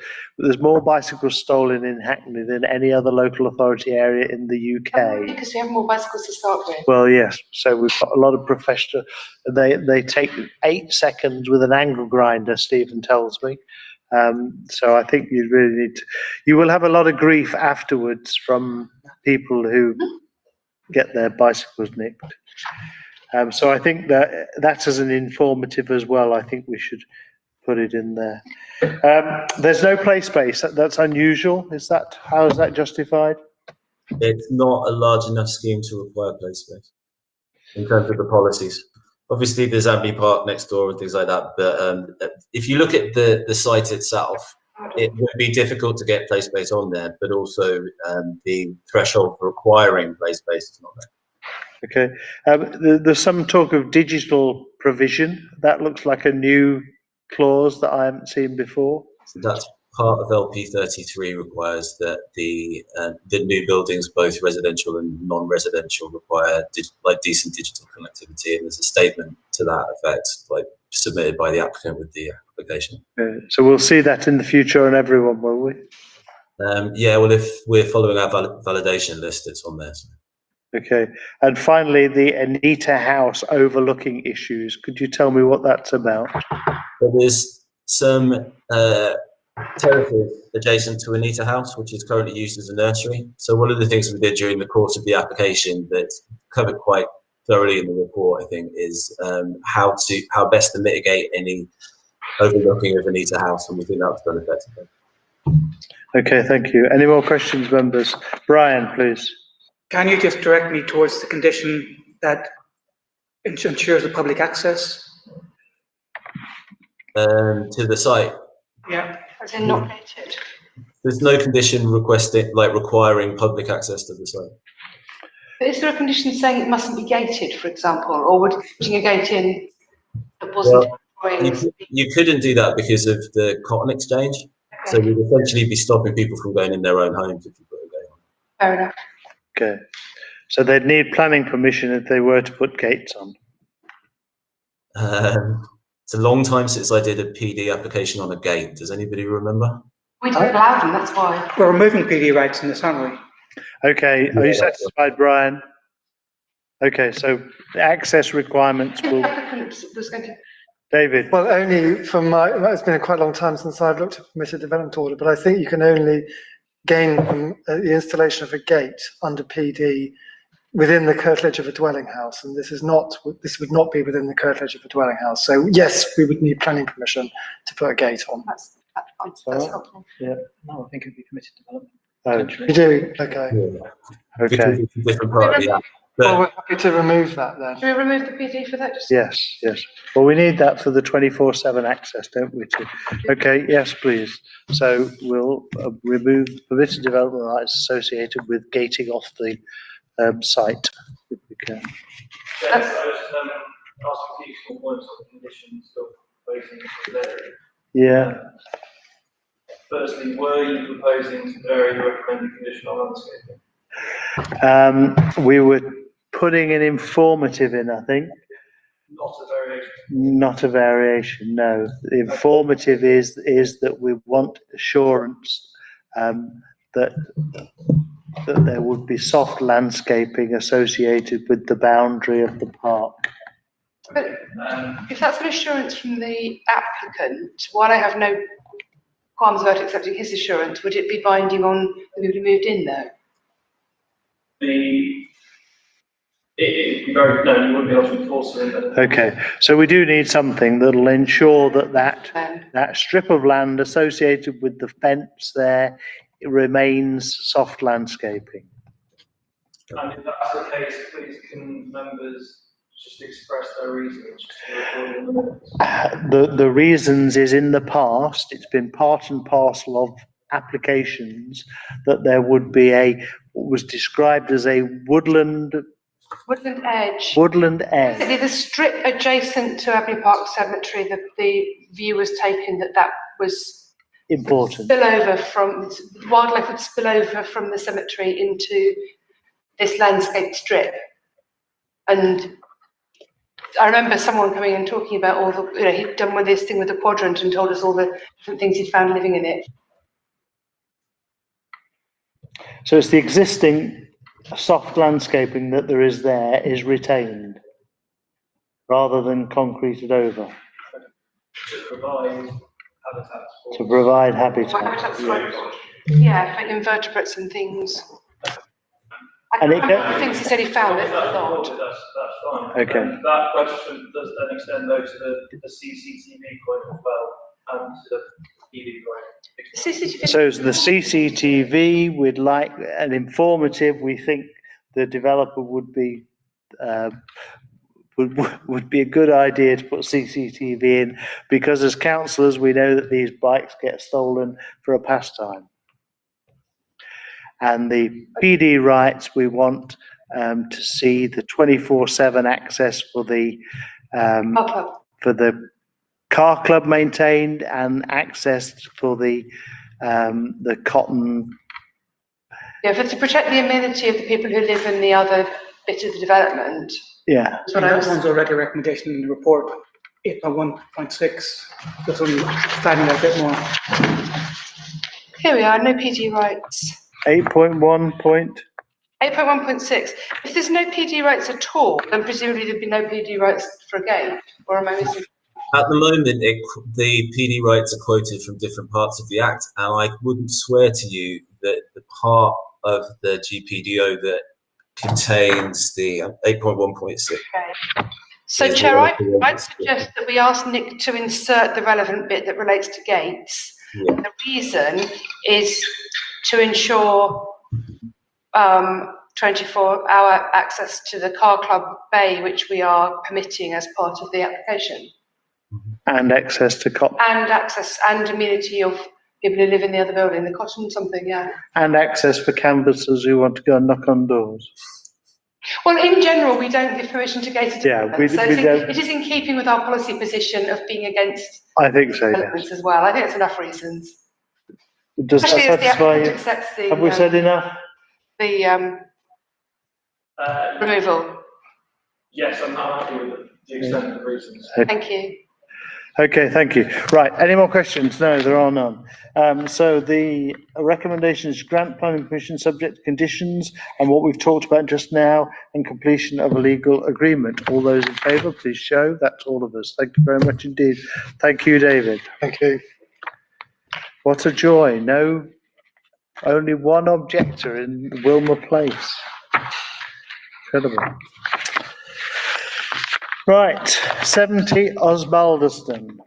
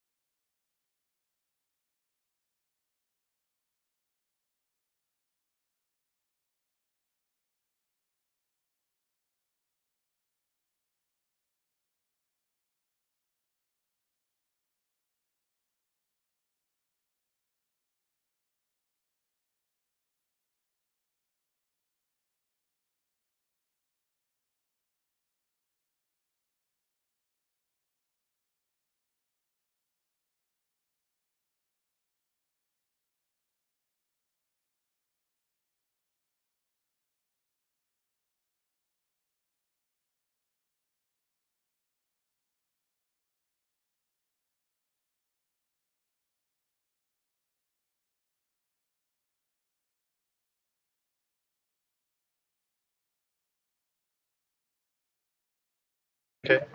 Okay, Kim? Hi there. Hi, I can see you now. Okay, Kim, are we ready? We're almost ready. Are we broadcasting? Yes, I think we are. Okay, over to you, please.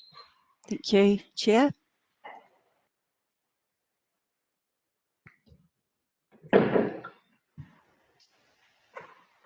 Can you see that okay? We can, thank you, yes. Okay. This is a planning application for the enlargement of the existing basement level to provide a 2-bedroom basement flat at 70 Osbaldiston Road.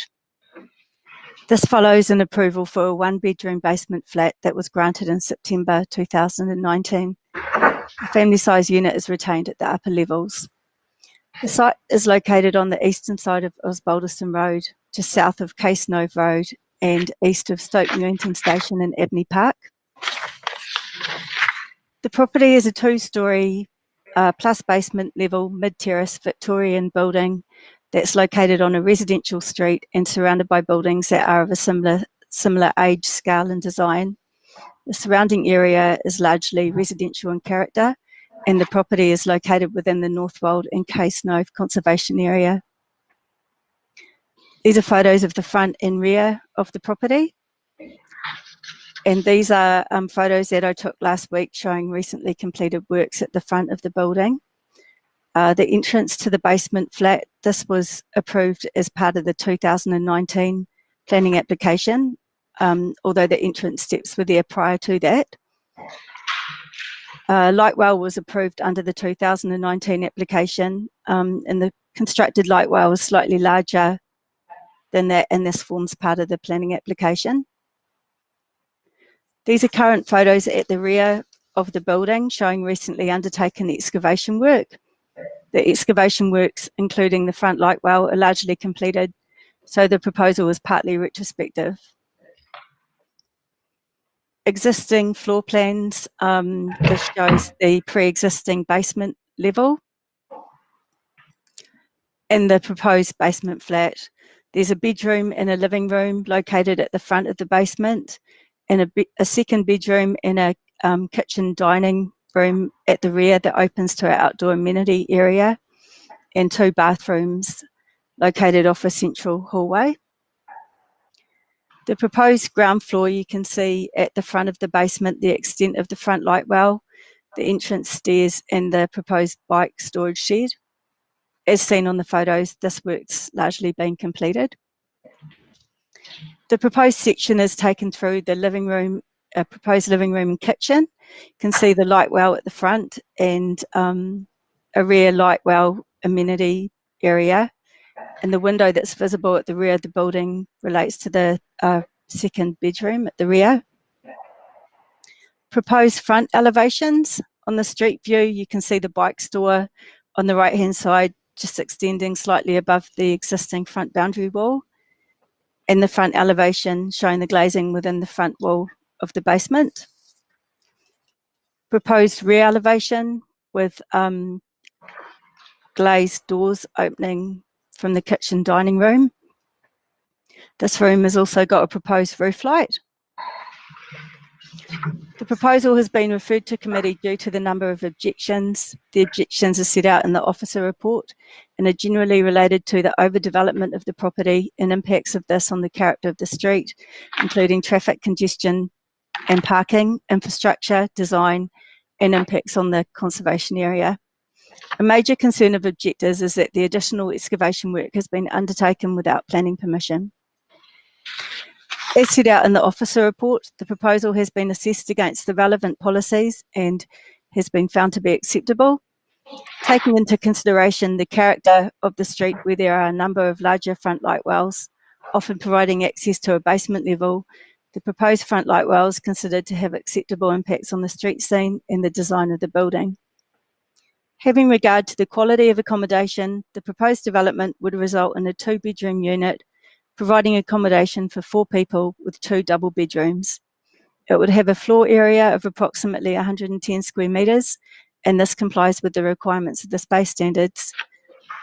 The habitable rooms all have windows with full height glazed doors in the rear wall of the kitchen dining room, providing access to the outdoor amenity area.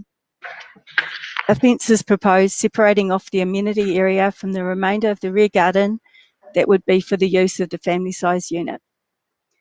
Officers recommend that planning permission be granted with conditions including a legal agreement, which is for a car-free development, carbon offsetting small sites contribution, an affordable housing contribution, and a contribution towards the monitoring of a construction logistics plan. I'd like to clarify a matter which has also been addressed in the addendum.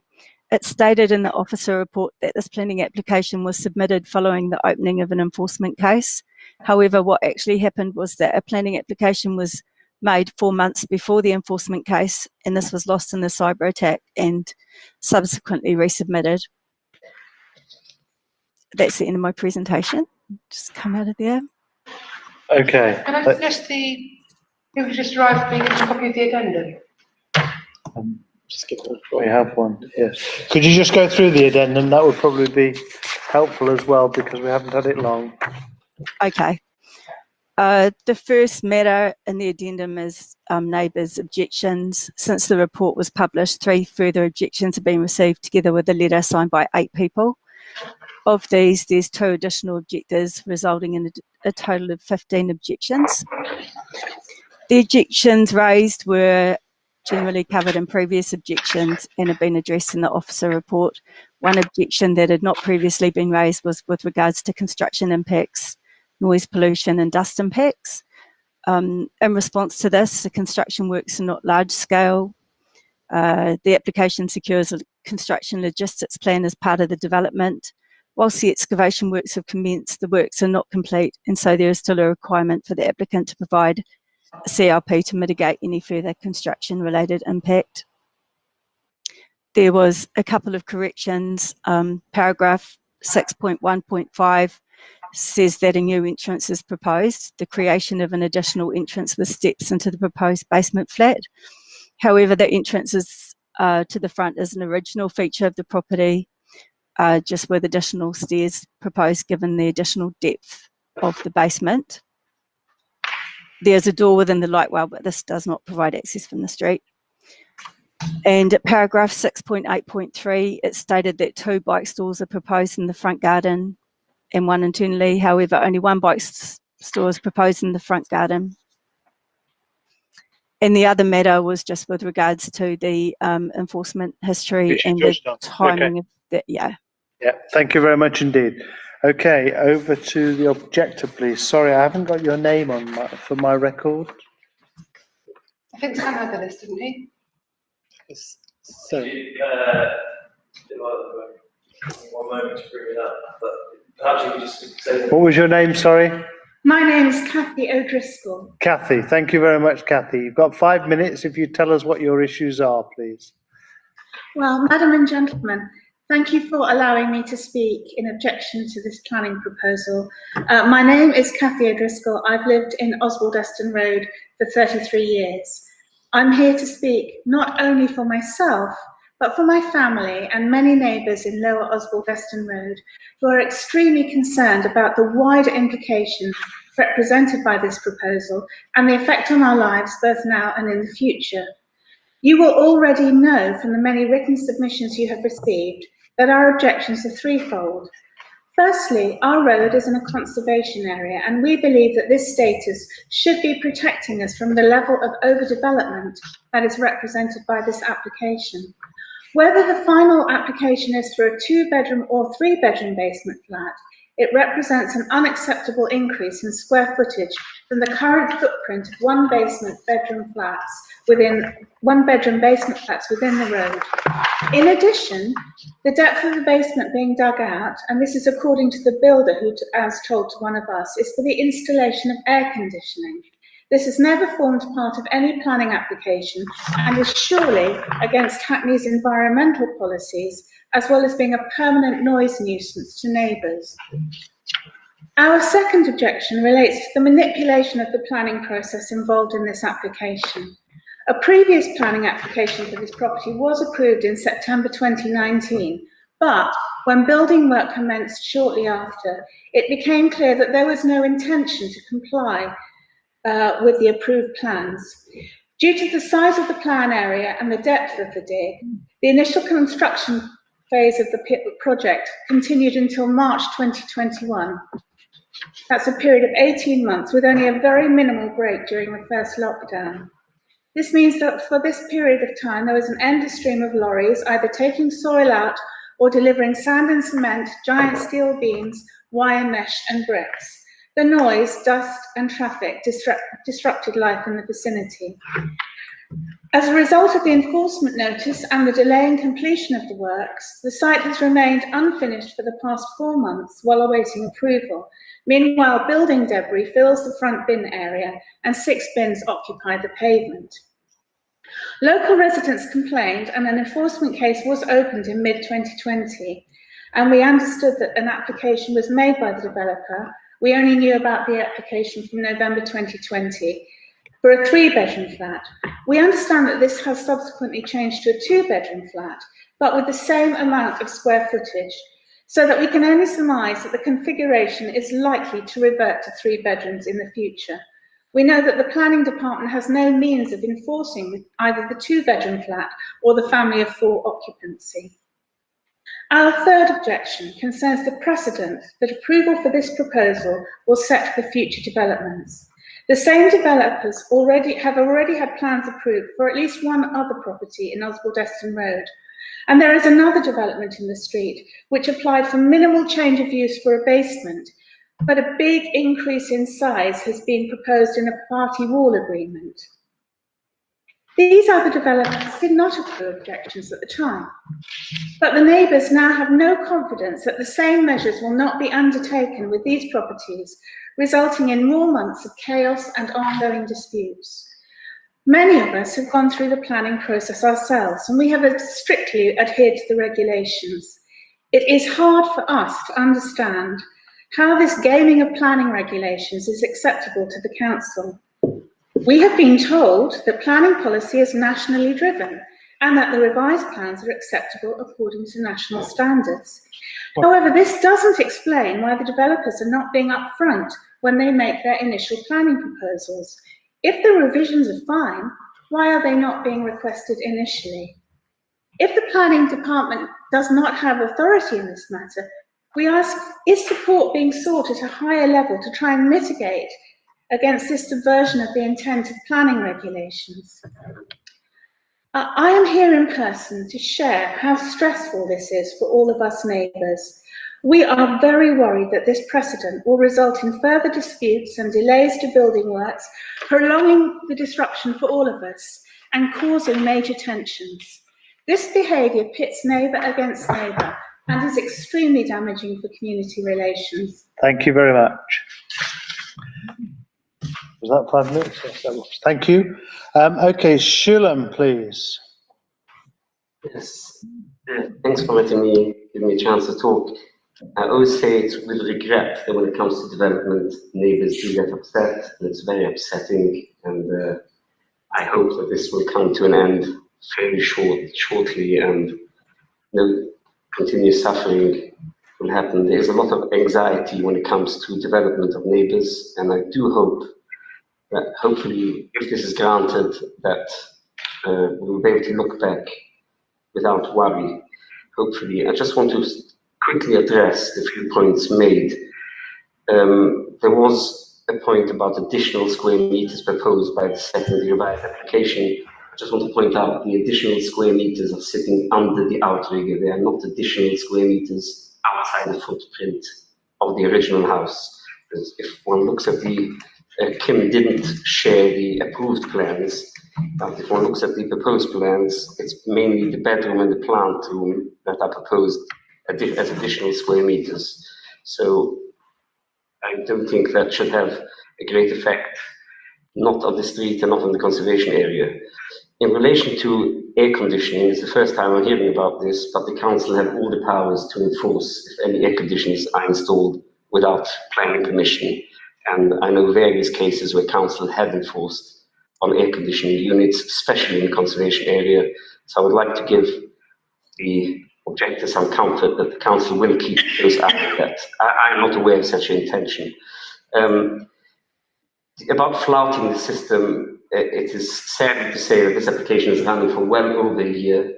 It was nearly concluded last May or June, but then we had to wait for the legal team to do a careful development. By then the cyber attack happened, and then everything was lost, and we had to start all over again. So this was well before even the enforcement matter was brought to anybody's light. It's very usual that people develop, and then while they develop, they decide maybe we have a little bit more space, might as well spend a little bit more money. So it wasn't like flouting the system, doing a small application and then a large application. Most of the troubles complained about are retrospective problems that have already occurred, and hopefully they won't occur once the development is finished and the development is well on the way. The reason why it's been taking so long is because of the uncertainty of this application running for the good part of a year. And we hope to bring it, that the developer will bring it to an end shortly.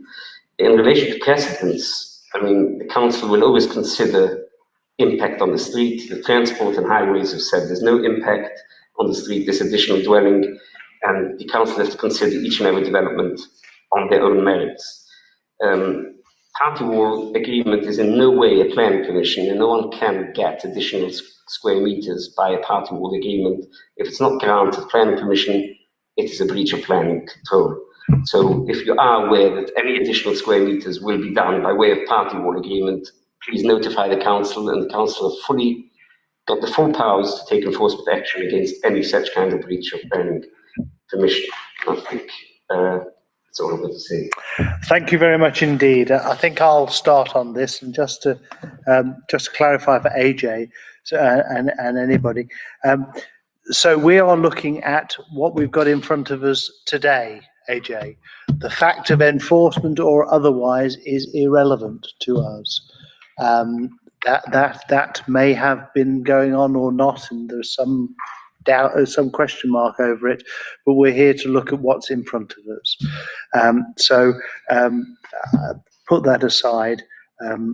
First of all, the second thing is to say that in terms of precedent, we are again here looking at what we've got in front of us. So without further ado, we'll get on to that. Louise, could you just tell us, please, what the issue is in terms of the additionality of the, if you've got a footprint drawing, not Louise, sorry, Kim, if you've got a footprint drawing, if you could just tell us what the, because that's the key issue, whether the additional square footage of development is acceptable or not, please. Yeah, we talked about the approved plans. Do we have those?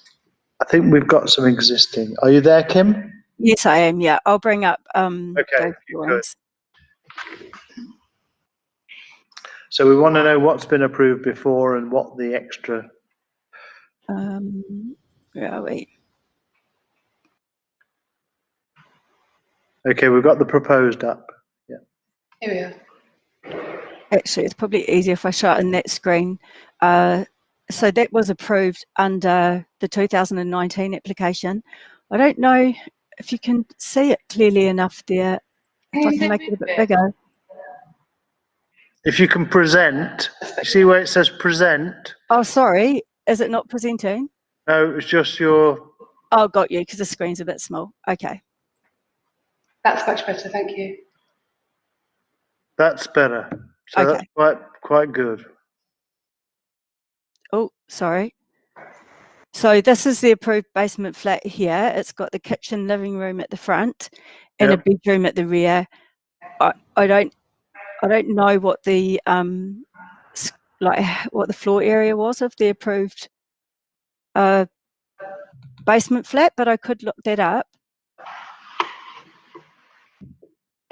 Oh, hang on, it does say here flat B, 65 square meters, 1 bedroom, 2 person.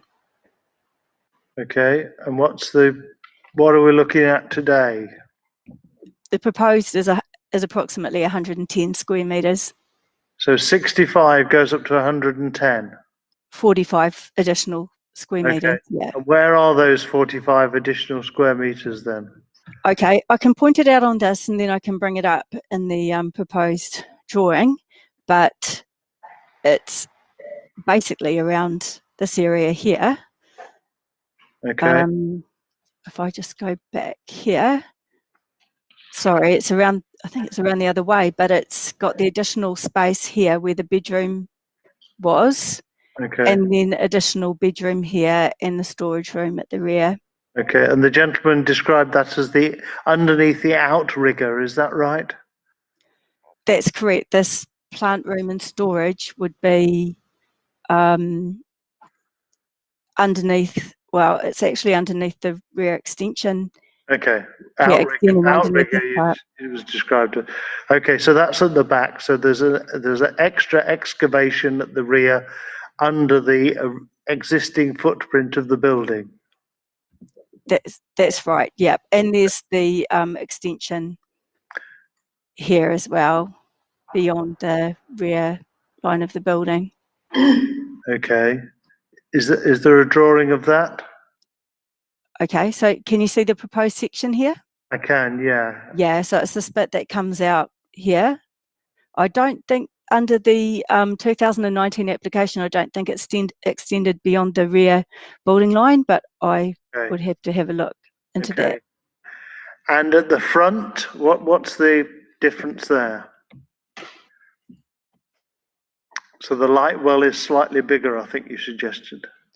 Yeah, it's not, sorry, I don't have the measurements, but it's not considerably different. You can see it in there, and then proposed here. Okay. And your assessment of all of that is that it would be acceptable in terms of our policies and what have you. Is this the SPD for extensions? Does that have basements in it? It talks about front light wells, yeah, with 50% of the front, the depth of the front yard retained, which it does, and also refers to the character of the street. And on this street, there's quite a number of front light wells, including light wells of this size. Okay. And in terms of this air conditioning idea, was the gentleman right? Is there any air conditioning units proposed, and could we control for them if they are introduced? There's no air conditioning units proposed as part of this application, and if they were proposed, it would require a planning approval. Okay. The other issue that was raised, that I think is material, is the disruption that's happening around construction. I wonder, is that managed, or what's your views on that, please? Well, unfortunately, because the works have been undertaken without planning, well, actually, there was the 2019 application, but I don't think that there was a condition there about a construction logistics plan. That's something that would be conditioned on this planning application, but the excavation works are largely completed, although there still would be construction required for building the basement flat. Okay, and that wouldn't be subject to a construction plan because it's too small? No, we would have the construction logistics plan condition on it. Okay. And does the applicant know about that, and is he party to that at the moment? Has it been produced? I believe that Sherlin would be aware, or the applicant would be aware of the proposed conditions because they're set out in the officer report. Okay. 6.8.4. Okay, thank you. And can I just ask you again to put your presentation up? I'd like to see the front picture of the building and the rear excavated bit of the building so I understand it again. Sure. One of the joys of seeing it. Okay, so sorry, the photo at the front. Photo at the front. Okay. Where's the light well there then? I can't. On the right hand Okay, side, yeah, it was a little bit hard to get a photograph, but that's what I managed anyway. And you're saying that's roughly a half of the front garden area? Well, it's the depth from the front of the bay to the front boundary. Okay, and the rear then now, please. Ah, okay. So which is the extension that you were talking about? So I can see that the basement goes under the existing. Where's the extension? The extension would come out from here. Okay, so this is an old photo, is it? No, this is a recent photo from last week. Okay, so the extension has to be built. Yeah, the extension hasn't been Comes forward of constructed. where the ladder is, essentially. It comes forward 3 meters from here. Okay. And the existing garden that remains is the same as before, isn't it? Apart from this 3 meter extension. Yeah, that's right. Yeah, and so it would be basically the outdoor amenity area would be fenced off here. I do have a photograph of the rear of the site if you're interested in seeing that. Yes, if you've got one. Okay, I'm just going to go through these. Sorry. That's the rear garden. Okay, thank you very much indeed. I have one more question, and that is the cycle shed height is referenced in the paper. Are you intending it should be less bulky and smaller in some ways? I did feel that the proposed bike store could be a little bit bulky above the front boundary wall, and have conditioned that further details of that be provided. Okay, so I remember there was one on Evering Road, and that seemed very suitable as a bike shed height. I wonder if you could try and encourage that to be a standard, and I want to talk to others about that. Okay, members, any questions? I think I understand what it's all about. Do we understand it? Brian? Just one tiny thing to the officer. Is condition 8.1.1 missing or it's misnumbered? You're getting like Barry, aren't you? Yep. I was curious about that yesterday. You're the Barry Mark. That's a compliment in its own way, you realise. We miss Barry, don't we? He used to spot all of this. Is it maybe a commencement condition, even though it's in this case? 8.11. What was 8.11 meant to say? I can comment on that if you want. Okay. Yeah, it would normally be the commencement within 3 years, but that wouldn't be applied here because the development has commenced already. Okay. Okay, so it needs a renumbering exercise, does it? Yeah. Okay, thank you. Any more? I was going to ask about the construction, but you've covered that, Chair. I mean, the objector said that post-submission revisions are in the case of this application are gaming the system. I wonder if the officer could comment on how often we see post-submission revisions and whether she thinks this is pushing the boundary on that or represents a fairly normal level of revision.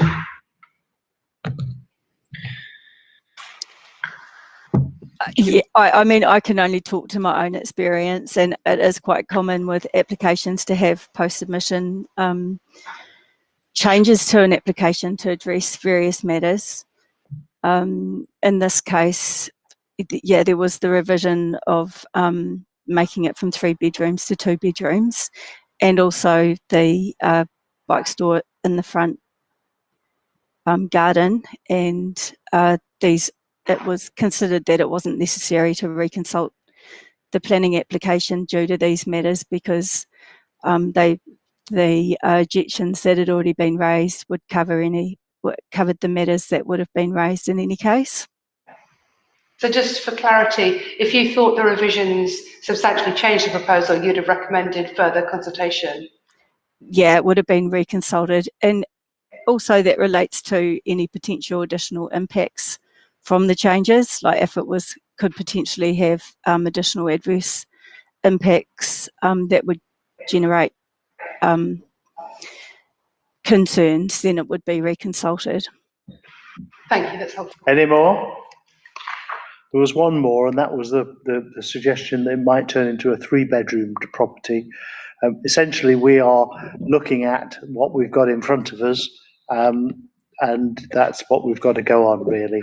So, Chair, I mean, I don't know whether that meant people would sleep in the room that's currently labelled as a living room, which I'm not sure is enforceable against. It'll be difficult. Or whether the suggestion was that it might be sort of redesigned or remodelled. in any case, what we've got in front of us is what we are looking at today. Is that right? Any more for any more? We know what we're about. So the recommendation is to grant planning permission subject to conditions and a section 106 legal agreement. All those in favour, please show. That is all of us. Thank you very much indeed. And yes, thank you. I hope there is some break out of goodwill amongst the people of Osbaldeston Road when it's completed. And please do put in applications in a timely manner. Apologies for the cyber attack, which may have thrown the whole thing as well. We can't do anything about hostile Russian cyber attacks. Just got to note the delegated decisions, and that's us finished for today, I think. Is that okay? Dates of future meetings as well. The dates of future meetings are in here somewhere. There is an additional meeting on there for a pre-application. Oh yes, what was it, 28th, was it? 22nd. 22nd of September. And why is that an important date? We're not having another July meeting then, because sometimes we have a meeting at the end of July. You've got one scheduled for the end of July. We have one scheduled anyway. Yeah. I won't be here. Yeah. Okay. Right. Thank you very much indeed. Thank you. Thank you, John.